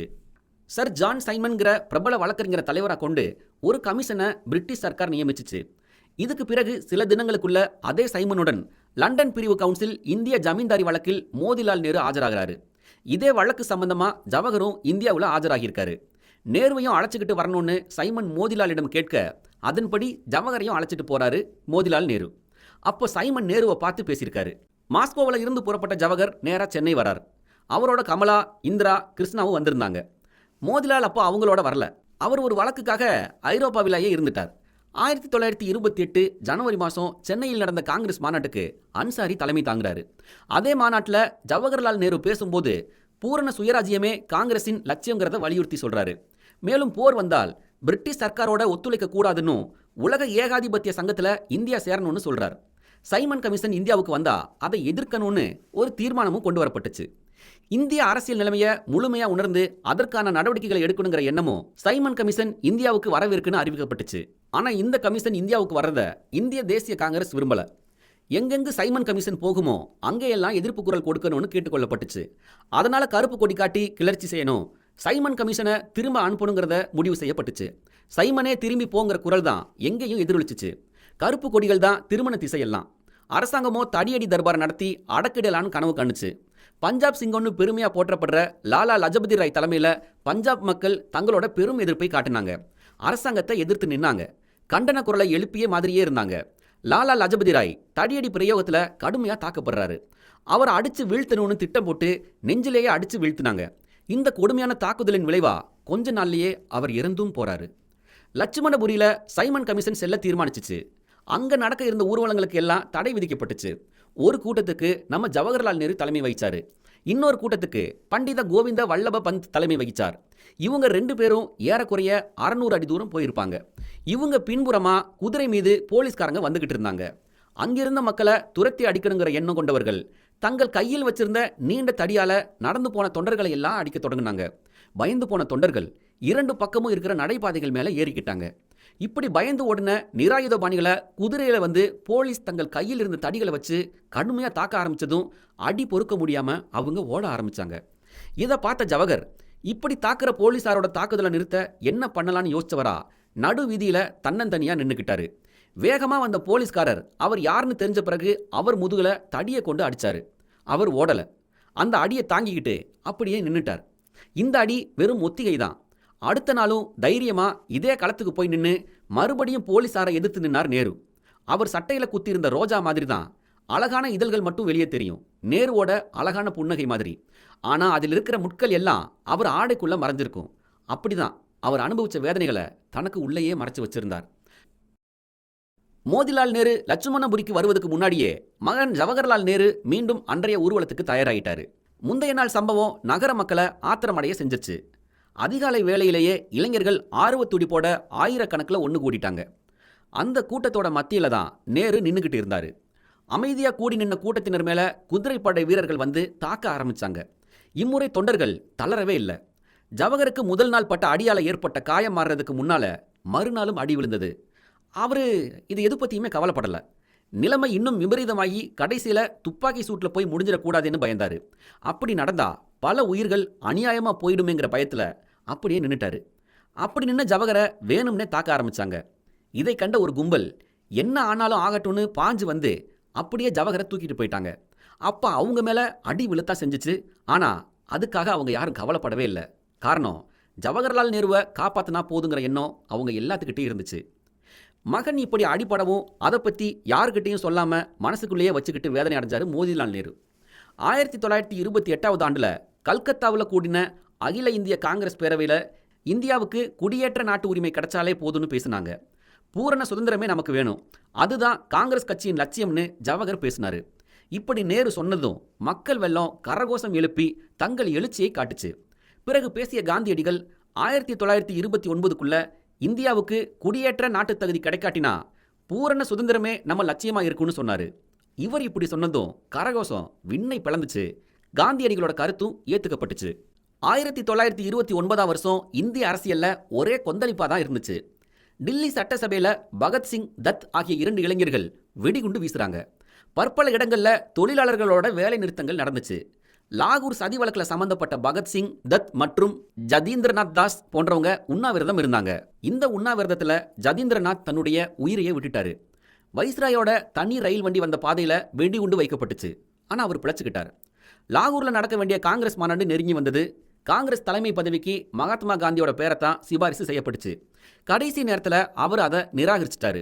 ஜவஹர் பெயரையே சொல்லி அவரை தேர்ந்தெடுக்கணும்னு காந்தியடிகள் சொல்லிட்டாரு. இப்படி தன்னை தேர்ந்தெடுத்ததை பற்றி அவர் மகிழ்ச்சி அடையல, மாறா ஜவஹர் வருந்தவே செஞ்சாரு. டிசம்பர் மாதம் 29ஆம் நாள் லாகூரில் கூடின காங்கிரஸ் மகாசபை கூட்டத்தில் ஜவஹர்லால் நேருவுக்கு காங்கிரஸ் தலைமை பொறுப்பு ஒப்படைக்கப்பட்டுச்சு. 1929ஆவது வருஷம் டிசம்பர் 29ஆம் நாள் லாகூர் அவி நதிக்கரையில் கூடிய காங்கிரஸ் மாநாட்டில் பூரண சுதந்திர பிரகடனத்தை தயாரித்து பல்லாயிரக்கணக்கான மக்கள் கூடியிருக்கவும், ஜவஹர் சுதந்திர பிரகடனத்தை படிக்கவும் ஆண்களும் பெண்களும் அவர் சொன்ன வாசகங்களை மந்திரம் போல திரும்ப கூறி உறுதி எடுத்துக்கிட்டாங்க. வரிகொடா இயக்கம், சட்ட மறுப்பு இயக்கம் போன்றவை இனி தொடர்ந்து நடைபெறும்னு காந்தியடிகள் அறிவிச்சாரு. 1930ஆம் வருஷம் ஜனவரி 21ஆம் நாள் இந்தியாவின் சுதந்திர நாளாக நாடெங்கும் கொண்டாடணும்னு வேண்டுகோள் விடுத்தாங்க. ஆக கிராமங்கள் நகரங்கள்னு கூட்டங்கள் போட்டு மக்களுக்கு உணர்த்தினாங்க. ஒத்துழையாமை இயக்கத்தை மீண்டும் நடத்த வேணும்னு, அப்போதான் ஆங்கிலேயர்கள் வழிக்கு வருவாங்கன்னு மக்கள் அனைவரும் பேச ஆரம்பிச்சாங்க. இப்படி நாடு முழுக்க ஒரு அமைதியற்ற சூழலே நிலவுச்சு. இமய முதல் குமரி வரை 1930ஆம் வருஷம் ஜனவரி 21ஆம் நாளை இந்திய சுதந்திர திருநாளாக கொண்டாடணும்னு அறிவிச்சு மக்கள் எல்லாம் ஆர்வத்தோடு இருந்தாங்க. இப்படி அறிவிக்கப்பட்டதும் மக்கள் புது ஆர்வம் கொண்டு செயல்படவும் தயாராக இருந்த வேளையில அரசாங்கமும் ஒரு கை பாத்திரலாங்கிற எண்ணத்துல உஷாரா இருந்தாங்க. அவங்க கிட்ட துப்பாக்கிகளும் தயார் நிலையில் இருந்ததால எதை பத்தியும் கவலைப்படாம இருந்தாங்க. 1930 ஜனவரி 26ஆம் நாள் மக்களால் உற்சாகமாக தான் கொண்டாடப்பட்டுச்சு. கூட்டங்கள் ஆங்காங்கே நடந்துச்சு. இதை எதிர்த்து தடியடி பிரயோகம், துப்பாக்கி சூடுன்னு ஆரம்பிச்சா ஒத்துழையாமை இயக்கத்தை ஆரம்பிச்சிடுவாங்களோன்னு பயமாக தான் இருந்தாங்க ஆங்கிலேயர்கள். 1930வது வருஷம் பிப்ரவரி மாதம் 16ஆம் தேதி சபர்மதியில் கூடின கூட்டத்தில் சத்தியாகிரகத்தை ஆரம்பிக்க முழு அதிகாரத்தையும் காந்தியடிகளுக்கு கொடுத்துச்சு. அதோட அடிப்படையில் உப்பு வரியை ரத்து செய்யணுங்கிறது உட்பட 11 நிபந்தனை அடங்கின ஒரு இறுதி கடிதத்தை ரெஜினால்டு ரெயினால்ட்ஸுங்கிற ஆங்கிலேய அதிகாரி மூலியமா வைஸ்ராய் இர்வின் பிரபுக்கு காந்தியடிகள் லெட்டர் அனுப்பிச்சு வச்சாரு. ஆனால் அந்த கடிதத்துக்கு இர்வின் பிரபு கிட்ட இருந்து எந்த ஒரு பதிலும் வரல. இவருக்கு நாம என்ன பதில் எழுதுறது, நடக்கிறது நடக்கட்டும், நம்ம கிட்ட தான் படை வரிசைகள் எல்லாம் தயாராக தானே இருக்குன்னு நினச்சி விட்டாரா என்னவோ, அவர் எந்தவித பதிலையும் சொல்லாமவே இருந்துட்டாரு. ஆக மார்ச் மாதம் 12ஆம் நாள் உப்பு சத்தியாகிரகம் நடைபெறும்னு காந்தியடிகள் அறிக்கை விட்டார். 1930 மார்ச் மாதம் 12ஆம் நாள் உப்பு சத்தியாகிரகம் செய்ய சபர்மதியில இருந்து காந்தியடிகள் நடந்தே போனார். தண்டி கடற்கரையை நோக்கி சபர்மதியை விட்டு நடந்தே தான் புறப்பட்டார். காந்தியடிகள் தன்னோட 79 தொண்டர்களுடன் தண்டியை நோக்கி பயணிக்க தொடங்கினாரு. அது ஒரு சிறிய படையாவே எல்லார் கண்ணுக்கும் தெரிஞ்சிச்சு. தண்டிக்கு காந்தியடிகள் போனப்போ வழியில ஜம்புசார்ங்கிற இடத்துல மோதிலாலும் ஜவஹர்லாலும் சந்திச்சு பேசுறாங்க. அந்த இடத்துல வச்சு பேசிட்டு இருந்த போதுதான் தன்னோட ஆனந்த பவனம் வீட்டை நாட்டுக்கு கொடுக்கறத பத்தி முடிவாச்சுன்னு நேரு சொல்றாரு. ஆனந்த பவனத்தை நாட்டுக்காக கொடுத்துட்டு அதுக்கு பக்கத்தில் அமைக்கப்பட்ட வீட்டுக்கு குடி போக போகதாகவும், அதுவரை ஆனந்த பவனத்தில் இருந்து வந்ததால இனி குடி போகும் வீட்டுக்கும் ஆனந்த பவனம்னே பெயர் சூட்ட போறதாகவும் மோதிலால் சொல்றாரு. தண்டி போய் காந்தியடிகள் உப்பு காய்ச்சின பிறகுதான் நாட்டில் ஆங்காங்கே தலைவர்கள் உப்பு காய்ச்சிற முயற்சியில் ஈடுபடணும்னு முன்னரே அறிவிக்கப்பட்டிருந்துச்சு. உப்பு காய்ச்சும் முயற்சியில் எவ்வளவு துன்பங்கள் ஏற்பட்டாலும் பின்வாங்க கூடாதுன்னு கூறப்பட்டிருந்துச்சு. இதே போல கள்ளுக்கடை மறியல், அந்நிய பொருட்களை எதிர்க்கிற மாதிரி விஷயங்களையும் இருக்கணும்னு காந்தியடிகள் ஏற்கனவே சொல்லியிருந்தாரு. அரசாங்கத்தோட அடக்குமுறை எப்படியானதா இருந்தாலும் தொண்டர்கள் துவண்டு போயிடக்கூடாதுன்னு சொல்லப்பட்டிருந்துச்சு. ஏப்ரல் மாதம் 6வது நாள் தான் ஜாலியன் வாலாபாக் தினமான தேசிய வார ஆரம்ப நாள். அன்னைக்கு தான் தண்டி கடற்கரையில் காந்தியடிகள் உப்பு காய்ச்சி சட்டத்தையும் மீறுறாரு. அதைத் தொடர்ந்து நாடு முழுக்க உப்பு சத்தியாகிரகம் நடைபெற்றுச்சு. 1930 மார்ச் மாதம் 12ஆம் நாள் உப்பு சத்தியாகிரகத்தில் ஈடுபட சபர்மதி ஆசிரமத்திலிருந்து புறப்பட்டதிலிருந்து போகிற வழிகளில் எல்லாமே காந்தியடிகளுக்கும் உடன் சென்றவர்களுக்கும் அந்தந்த ஊர்களில் இருந்த மக்கள் எல்லா வசதிகளையும் செஞ்சு கொடுத்தாங்க. அவங்களுக்கு வேண்டிய உணவு, தாகம் தீர பானங்கள், களைச்சு போகிற நிலையில தங்குவதற்கு வசதியான இடம் போன்றவை வழங்கப்பட்டுச்சு. அரசாங்கத்துக்கு எதிராக செயல்படுறதால அவங்களுக்கு எந்த விதமான உதவிகளும் கொடுக்கக்கூடாதுன்னு அரசாங்கம் அறிவிச்ச பிறகும் அவங்க எதையுமே பொருட்படுத்தாம உதவ வந்தாங்க. போகிற வழியில எல்லாமே காந்தியடிகள் வாழ்க, பாரத் மாதாவுக்கு ஜேங்கிற முழக்கம்தான் விண்ணை பொளந்துச்சு. உப்பு சத்தியாகிரகத்தின் போது காந்தியடிகளை தவிர பிற தலைவர்கள் எல்லாமே கைதாகிட்டாங்க. அவரை மட்டும் 1 மாசம் வரை கைது செய்யாம விட்டு வச்சிருந்தாங்க. இனிமேல் உப்பு காய்ச்சறதோட நிக்க போறதில்லைனோ, அரசாங்க உப்பளங்கள்ல காவலையும் மீறி உள்ள போய் உப்பை அள்ளி செல்லணும்னு திட்டமிட்டு இருக்கிறதா வைஸ்ராய்க்கு அறிவிக்கிறார் காந்தி. இப்படி அறிவிச்ச பிறகு அவரை விட்டு வைப்பாங்களா என்ன?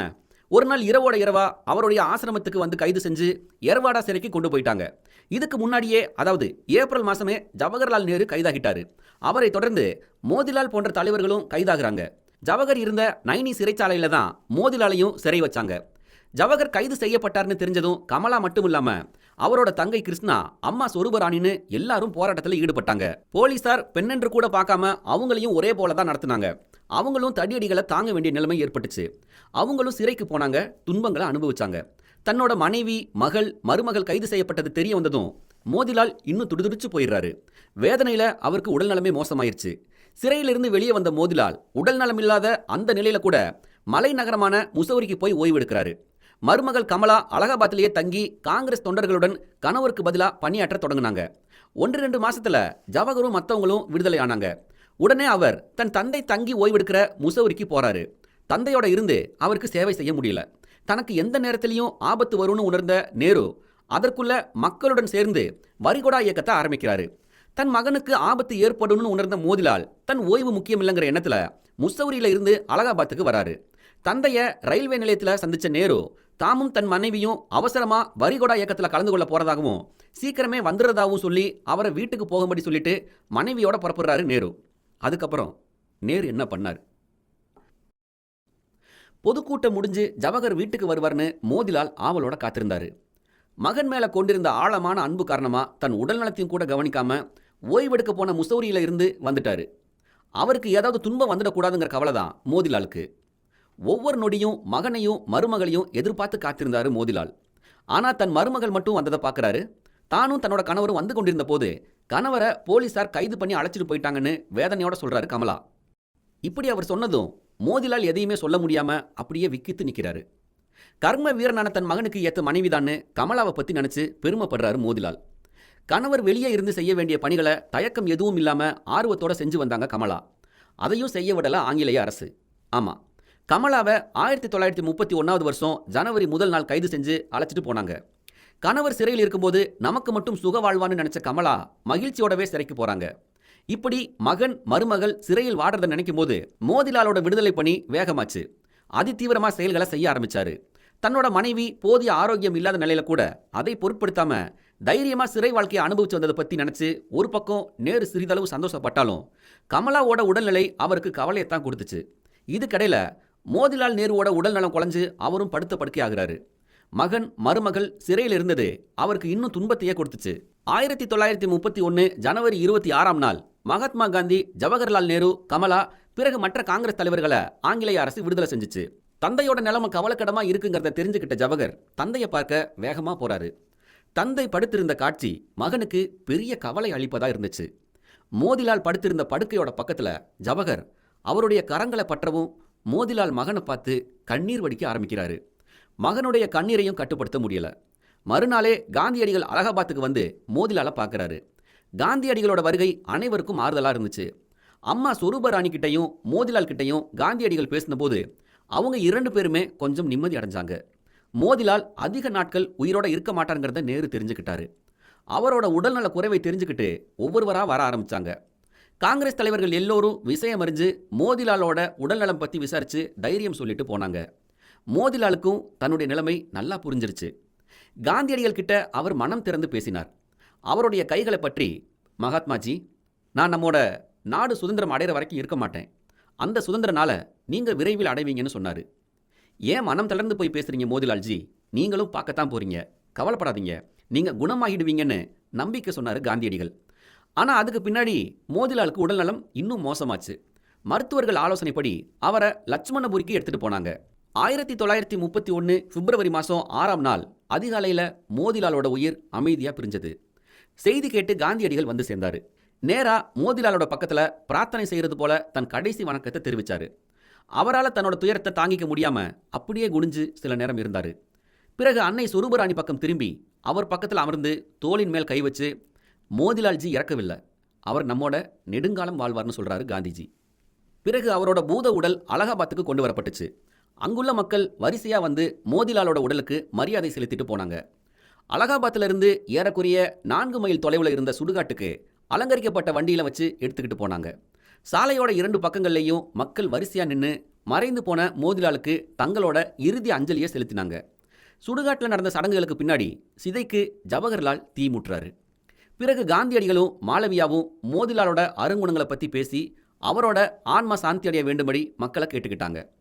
மோதிலாலோட பிரிவையொட்டி வைஸ்ராய் இருவின் தம்பதியர் உட்பட ஆயிரக்கணக்கான மக்கள் நேருவின் குடும்பத்துக்கு அனுதாப செய்திகளை அனுப்புனாங்க.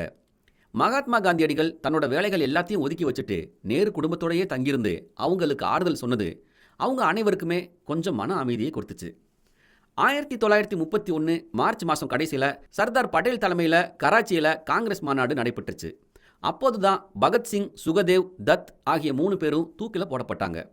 அவங்க 3 பேரையும் காப்பாற்ற எந்த முயற்சியும் எடுக்கலைன்னு காந்தியடிகளுக்கு எதிராக பிரச்சாரம் செஞ்சது மட்டும் இல்லாமல் அவர் சென்ற இடங்களில் கருப்பு கொடி பிடிச்சாங்க சில பேர். கராச்சி காங்கிரஸில் காந்தி இருவன் ஒப்பந்தம் அங்கீகரிக்கும் தீர்மானம் நிறைவேற்றப்பட்டுச்சு. கராச்சி காங்கிரஸுக்கு பிறகு டாக்டர்களோட அறிவுரைப்படி நேரு ஓய்வு எடுத்துக்க விரும்பினார். அதனால மனைவி கமலாவுடனும் மகள் இந்திராவுடனும் இலங்கைக்கு போய் ஓய்வு எடுத்தார். பிறகு கன்னியாகுமரி, திருவனந்தபுரம், கொச்சி, மைசூர், ஐதராபாத் முதலான இடங்களுக்கு போய் அதன் பிறகு பம்பாய் வந்து சேர்ந்தார். காந்தி இருவன் உடன்படிக்கைக்கு பிறகு இருவின் தன்னோட பதவிக்காலம் முடிஞ்சு லண்டன் போயிட்டார். அடுத்த வைஸ்ராயாக வெல்லிங்டன் ஒருத்தர் வந்தார். லண்டனில் நடைபெற்ற 2வது வட்டமேசை மாநாட்டுக்கு காந்தியடிகள் போறதுன்னு முடிவாச்சு. சிம்லாவில் இருந்து பம்பாய் வரை ஜவஹரும் காந்தியடிகளோட வந்து லண்டனுக்கு வழி அனுப்பிச்சு வச்சாரு. காந்தியடிகள் ஆகஸ்ட் மாதம் 29ஆம் நாள் லண்டனுக்கு புறப்படுறாரு. காந்தியடிகள் இந்தியாவுக்கு திரும்பும் முன்னால விவசாயிகள் பெரும் துன்பம் அடைஞ்சாங்க. மேலும் வடமேற்கு எல்லைப்புற மாகாணமும் வங்காளமும் கூட பிரச்சனைகளுக்கு ஆளாகியிருந்தது. லண்டன்ல தொழிற்கட்சி மந்திரி சபை ஏற்பட்டுச்சு. ஜவஹர், அப்துல் கபஸ்கான், ஷெர்வானி, டாக்டர் கான் சாஹிப் கைது செய்யப்படுறாங்க. 2வது வட்டமேசை மாநாட்டில் காந்தியடிகள் இந்திய சுதந்திர கோஷத்தை முழங்கினாரு. காந்தியடிகளோட பேச்சுக்கு முக்கியத்துவம் கொடுத்து பிரிட்டிஷ் மந்திரிகள் கோஷமிட்டாங்க. காந்தியடிகள் இந்திய சுதந்திரத்துக்கு முக்கியத்துவம் கொடுத்து வலியுறுத்தினதோட மட்டும் இல்லாம பிரிட்டிஷ் மந்திரிகளையும் நம்மளோட சுதந்திரத்தை உணர வச்சுட்டு தான் திரும்பினாரு. ஆனா அதுக்கு முன்ன ஐக்கிய மாகாண விவசாயிகள் மற்றும் குடியானவர்கள் எல்லாரும் கிளர்ச்சியில ஈடுபட்டாங்க. இந்த கிளர்ச்சியில ஜவஹர்லால் நேரு எங்கே பங்கு பெற்றுவாரோன்னு பயந்த ஆங்கிலேய அரசு அவரை அலகாபாத் நகரை விட்டு எங்கும் போகக்கூடாதுன்னு தடை விதிச்சுச்சு. தனக்கு அவசரமா பம்பாய் போகணும்னு தான் செல்ல போறதாகவும் வைஸ்ராய்க்கு தந்தி கொடுத்தார் ஜவஹர். அன்னைக்கு இரவே அவர் பம்பாய்க்கும் புறப்பட்டுட்டாரு. அடுத்த ரயில்வே நிலையத்தில் ஜவஹர் கைது செய்யப்படுறாரு. கைது செய்த ஜவஹரை பொதுமக்கள் பார்த்துடக்கூடாதுன்னு ஒரு மூடு வண்டியில் வச்சு அழைச்சிட்டு போய் நைனிடால் சிறையில் அடைக்கிறாங்க ஆங்கிலேய அரசு. சிறையில் நேரு பெரும் துன்பம் அடைகிறாரு. அங்கே தேள்களும் மூட்டை பூச்சிகளும் அவரை பெரும் தொல்லைப்படுத்தி அவரை தூங்க விடாம பண்ணுது. ஜவஹர் கைது செய்யப்பட்டதும் சொரூபராணி வீராங்கனையா மாறிட்டாங்க. அலகாபாத்தில் நடந்த ஏகாதிபத்திய எதிர்ப்பு கூட்டத்துக்கு சொரூபராணியே தலைமை தாங்குறாங்க. இதையெல்லாம் ஜவஹர் பத்திரிகை மூலியமா தெரிஞ்சுக்கிறாரு. அலகாபாத்தில் நடைபெற்ற கூட்டத்துக்கு தலைமை தாங்க போன போது ஏற்பட்ட கிளர்ச்சியில போலீஸ் தடியடி பிரயோகம் பண்றாங்க. அதனால அன்னை சொரூபராணிக்கு தலையில பலமா அடிபட்டுருச்சு. தலையில கட்டோட ஜவஹர் இருந்த சிறைக்கு அவர் அழைத்து வரப்படுறாரு. தாயாரோட நிலைமையை பார்த்து ரொம்பவே வேதனைப்படுறாரு நேரு. பிறகு சில நாட்கள் கழிச்சு 2 பேரும் விடுதலை ஆகுறாங்க. ஜவஹர்லால் நேருவோட கடைசி தங்கை கிருஷ்ணாவின் திருமணமும் அப்போ நிச்சயமாகுது. தந்தை மோதிலாலும் இல்லை. தாயாரும் உடல் நலம் சரியில்லாமல் படுக்கையில் இருக்கிறாங்க. நாட்டு நிலைமையும் சரியில்லை. பொதுவாக ஒரு அமைதியற்ற சூழ்நிலையில் அந்த திருமணத்தை நேரு மிக எளிமையாக நடத்தி வைக்கிறாரு. பீகார் மாநிலத்தில் ஏற்பட்ட பெரும் பூகம்பம் ஆயிரக்கணக்கானவரை பலி வாங்கினதை அறிஞ்ச ஜவஹர் உடனே அங்கே போய் பாபு ராஜேந்திர பிரசாத்தோட சேர்ந்து தொண்டர்களையும் அழைச்சிக்கிட்டு பூகம்ப நிவாரண பணியில் ஈடுபடுறாரு.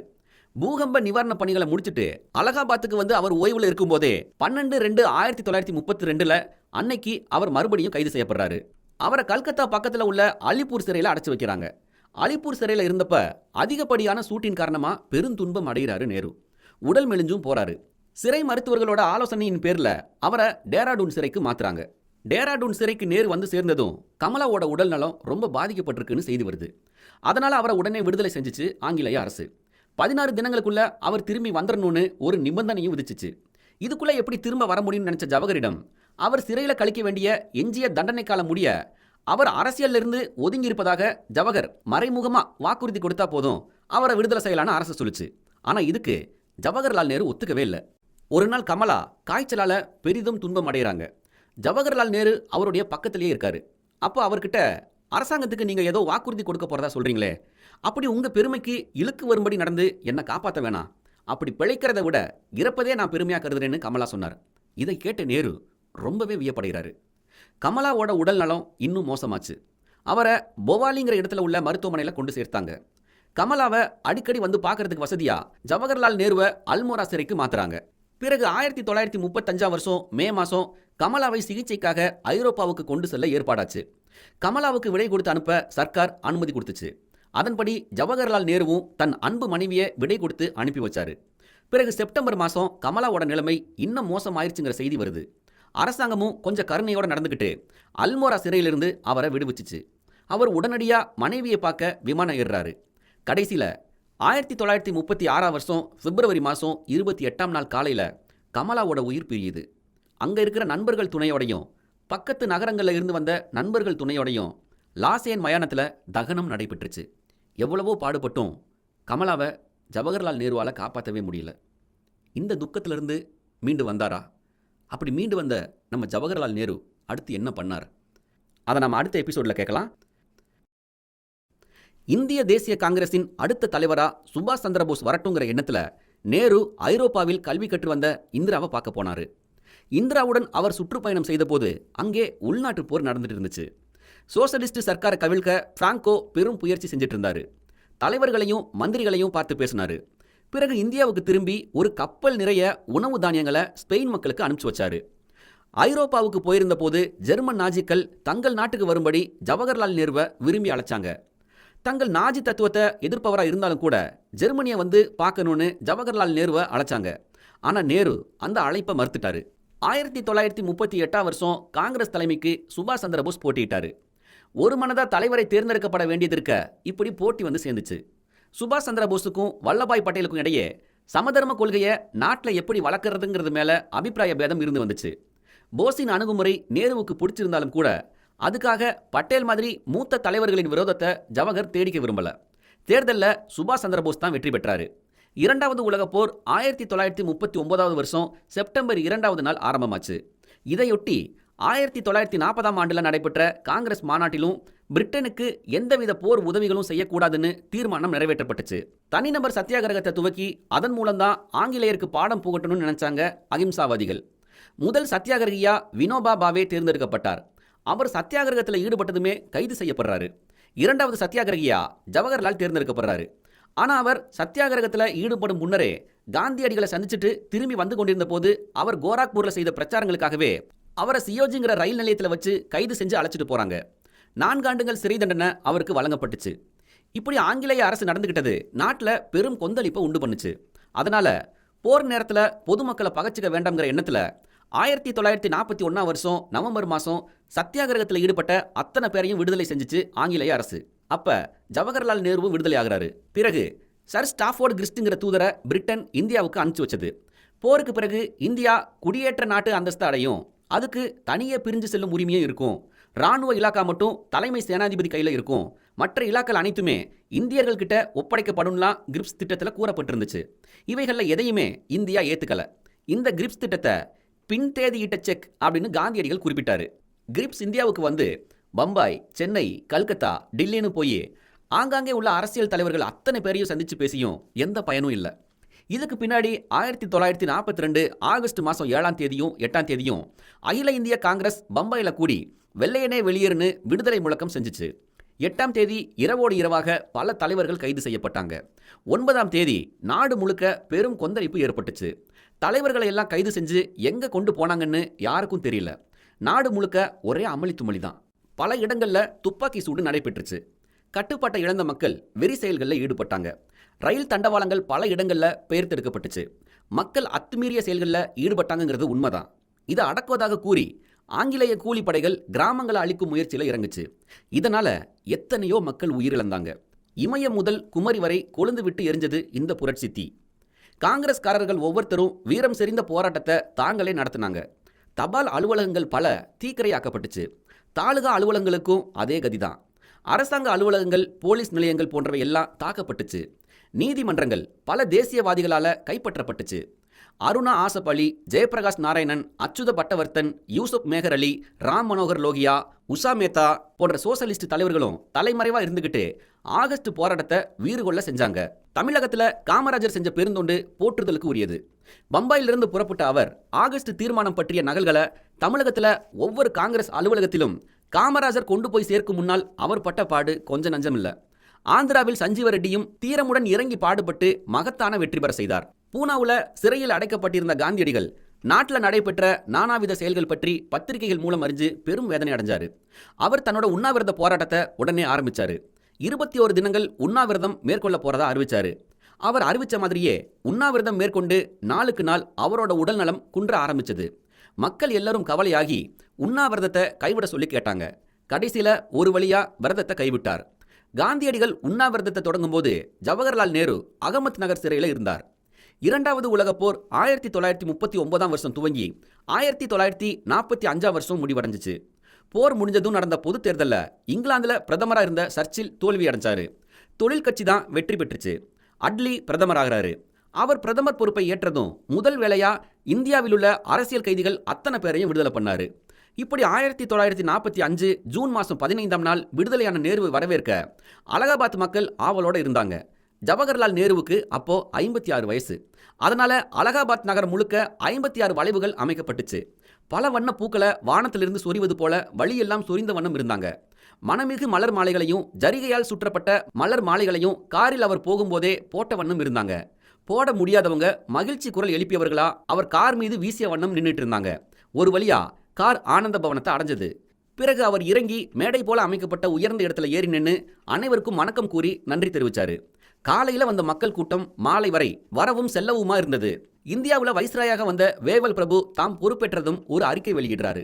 அந்த அறிக்கையில சுத்தி வளைச்சு எதையோ சொல்லப்பட்டிருந்தாலும் உருப்படியா இந்திய விடுதலை பத்தி எதையுமே குறிப்பிடல. அதனால அது ஒரு பயனற்ற அறிக்கையா கருதப்பட்டுச்சு. வேவல் பிரபுவோட அறிக்கை பத்தி ஜவஹர்லால் நேரு பல பொதுக்கூட்டங்களில் கண்டிச்சே பேசினார். 1946 வருஷம் மார்ச் மாதம் காங்கிரஸ் பிரதிநிதியா மலேயாவுக்கு ஜவஹர் போய் வந்தார். பிரிட்டிஷ் தளபதியான லூயி மவுண்ட்பேட்டன் பிரபு மிகவும் உற்சாகமான முறையில் ஜவஹர்லால் நேருவை வரவேற்று சென்றப்போ அவர்கள் இருவருக்கும் உற்சாகமாக வரவேற்பளிச்சாங்க மக்கள் வரிசையா நின்று கையசைச்சு தங்கள் மகிழ்ச்சியை தெரிவிச்சுக்கிட்டாங்க. இங்கிலாந்தோட புதிய பிரதமரான அட்லி 3 பிரிட்டிஷ் மந்திரிகளை இந்தியாவுக்கு அனுப்பிச்சு வச்சாரு. இந்திய மந்திரி லார்டு பெதிக் லாரன்ஸ், கடற்படை ஏவி அலெக்சாண்டர், வர்த்தக மந்திரி சர் ஸ்டாஃபோர்டு கிரிப்ஸ் ஆகியோர் தான் அந்த 3 மந்திரிகள். மே மாதம் 5ஆம் தேதி சிம்லாவின் வைஸ்ராய் மாளிகையில் வச்சு தான் பேச்சுவார்த்தை ஆரம்பமாச்சு. 3 பிரிட்டிஷ் மந்திரிகளுடன் வைஸ்ராய் வேவல், தலைவர் ஆசாத், ஜவஹர்லால் நேரு, சர்தார் பட்டேல், கபார் கான் ஆகிய 4 காங்கிரஸ் பிரதிநிதிகள், முஸ்லிம் தலைவர் ஜின்னா, நவாப் ஜாடா லியாகத் அலிகான், நவாப் முகமது இஸ்மாயில், அப்துல் ரம் நிஷ்டார் ஆகிய 4 முஸ்லீம் லீக் பிரதிநிதிகள்னு 12 பேர்களும் அந்த மாநாட்டில் அங்கம் வகிச்சாங்க. 2-3 தினங்கள் பேச்சுவார்த்தை நடந்துச்சு. எந்த பேச்சுவார்த்தையும் உறுதியான நல்ல முடிவுக்கு வரல. ஆகவே பிரிட்டிஷ் மந்திரிகள் லண்டன் போய் சேர்ந்துட்டாங்க. 1946ஆம் வருஷம் கூடிய இந்திய தேசிய காங்கிரஸ் 4வது முறையாகவும் ஜவஹர்லால் நேருவையே காங்கிரஸ் தலைவராக தேர்ந்தெடுத்துச்சு. இப்படி ஜவஹர்லால் நேரு ஒருவர் தான் தொடர்ந்தாற் போல தலைவரா 4 முறை தேர்ந்தெடுக்கப்பட்டவர். அப்போ ஜவஹர்லால் நேரு ஒரு அறிக்கை வெளியிடுறாரு.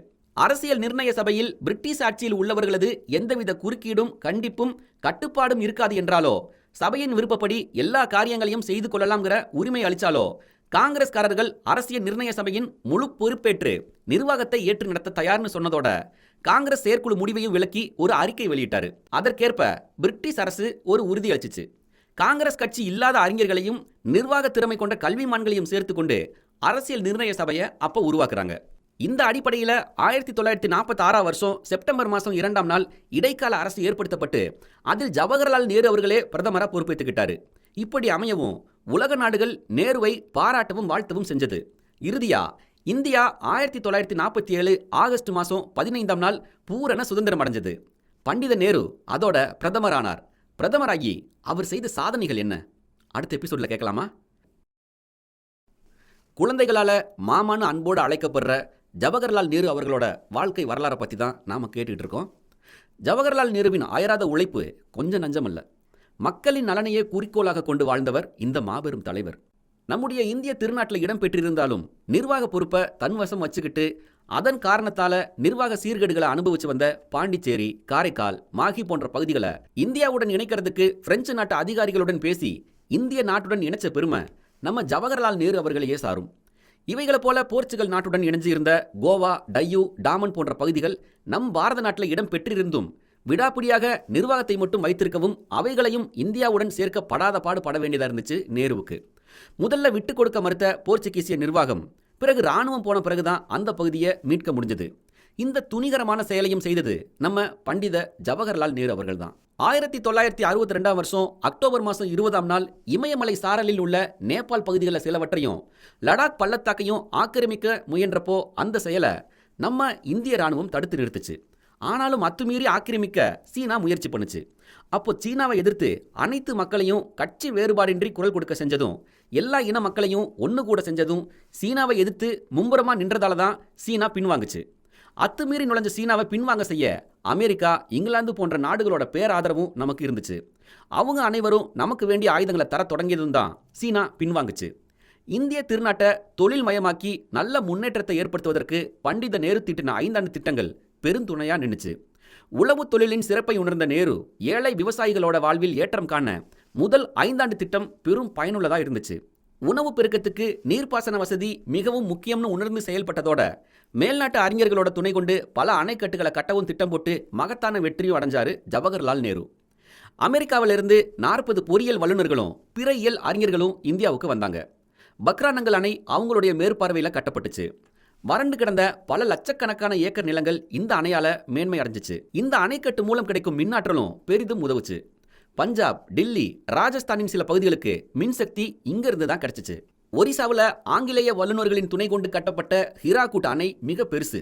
ஏறக்குறைய 4.5 கிலோமீட்டர் நீளம் கொண்ட இந்த அணை தான் உலகிலேயே நீளமான அணையாகும். விவசாயம், தொழில் மட்டுமின்றி நாட்டு மக்களோட வாழ்வுல, குறிப்பா கல்வியின் முன்னேற்றத்தில் அதிக அக்கறை கொண்டவராக இருந்தார் ஜவஹர்லால் நேரு. நாடெங்கும், குறிப்பா பட்டி தொட்டிகள் எங்கும் கல்வி வசதி பெறுவதற்கும் பள்ளிகளையும் கல்லூரிகளையும் நிறுவிட வழிவகுத்தாரு. நம்ம நாடு எதிலையுமே பின்தங்கி இருக்கக்கூடாதுங்கிற எண்ணத்தோட பூனாவில் உள்ள தரைப்படை, கப்பல் படை, வான்படை போன்ற பிரிவில் உள்ள வீரர்களுக்கு சிறப்பான முறையில் பயிற்சி அளிக்கவும் ஏற்பாடு செஞ்சாரு. நமது நாடு சுதந்திரம் பெற்ற நேரத்தில் நாம பெருமளவில் பின்தங்கி தான் இருந்தோம். நம்ம நாடு வறுமையில் தான் வாடிச்சு. சமூக மற்றும் பொருளாதார நிலையிலும் பின்தங்கி தான் இருந்துச்சு. அரசியல் குழப்பங்களாலும் பெரிதும் அவதியுற்று தான் காணப்பட்டோம். அத்தகைய நிலையில இருந்த நம்ம நாட்டை சிறப்படைய செஞ்சு இந்த உலகமே மதிக்கிற மாதிரி செய்த பெருமை நம்ம பண்டித ஜவஹர்லால் நேருவையே சாரும். செல்வ வளம் மிக்க குடும்பத்தில் பிறந்து வளர்ந்த ஜவஹர்லால் நேரு என்னைக்குமே சுகபோக வாழ்வை விரும்பவே இல்லை. படிப்பு முடிஞ்ச பின்னாடி அவருடைய எண்ணம் முழுக்க முழுக்க நாட்டுக்கு உழைக்கிறதுல தான் இருந்துச்சு. நாட்டோட நிலை பற்றி அறிஞ்ச ஜவஹர்லால் நேரு பலவாறு சிந்திக்க ஆரம்பிச்சாரு. செல்வந்தர் குடும்பத்திலே பிறந்த நேரு ஒரு அரசனை போல ஆடம்பரத்தோட வாழும் தகுதி அத்தனையும் பெற்றிருந்தாரு. ஆனால் அவர் அப்படி ஒரு வாழ்க்கையை என்னைக்குமே விரும்பலை. அவர் ஒரு சாதாரண இந்திய மகனை போல தான் வாழ்ந்தார். தனது செல்வ செழிப்பை பற்றி பொருட்படுத்தாம எளிய சாதாரண வாழ்க்கையை மேற்கொண்டதை கண்ட இந்தியர்கள் நேரு மேல எல்லையில்லா பெருமதிப்பும் பற்றுதலும் கொண்டவங்களா விளங்கினாங்க. அவருடைய நான் அசைஞ்சா இந்திய நாடே அசைகிற மாதிரி அளவுக்கு அவ்வளவு சிறந்த ஆற்றல் பெற்றவராக இருந்தார். இவரோட பேச்சு மட்டும் இல்லை, அவருடைய எழுதுகோளும் இந்திய மக்களோட உள்ளங்கள்ல ஒரு பேரெழுச்சியை உண்டு பண்ணுச்சுன்னு அமெரிக்க அரசியல் அறிஞரான அட்லை ஸ்டீவன்சன் பெருமிதமாக குறிப்பிடுறாரு. உழைப்பு, எப்போதும் உழைப்பு, அதுதான் நேரு. அதனால தான் அவரால் இத்தனை சாதனைகளை அடைய முடிஞ்சிச்சு. அவர் மணியை பார்த்து உறங்க போயிருந்தா இவ்வளவு அரும்பெரும் செயல்களை அவரால் செஞ்சிருக்கவே முடியாது. எப்படியோ படாத பாடுபட்டு சுதந்திரத்தை வாங்கின பிறகுதான் இவரோட கவலை அதிகமாச்சு. நம்ம இந்திய திருநாட்டையும் உலகத்தில் தலை நிமிர்ந்து நிற்கிற நாடுகளில் ஒன்றா கொண்டு வரணும்னு ரொம்பவே கவலைப்பட்டாரு. அதுக்காக கண்ணுறக்கம் இல்லாமல் பலவாறு சிந்திச்சாரு.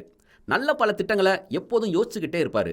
அவை ஆட்சி முறை பற்றியதாக இருந்தாலும் சரி, தொழில் வளம், விவசாயத்தின் தனி சிறப்பு, கல்வி மேம்பாடு பற்றியதாக இருந்தாலும் சரி, அவருடைய சிந்தனை மிகச் சிறப்பாக இருக்கும்.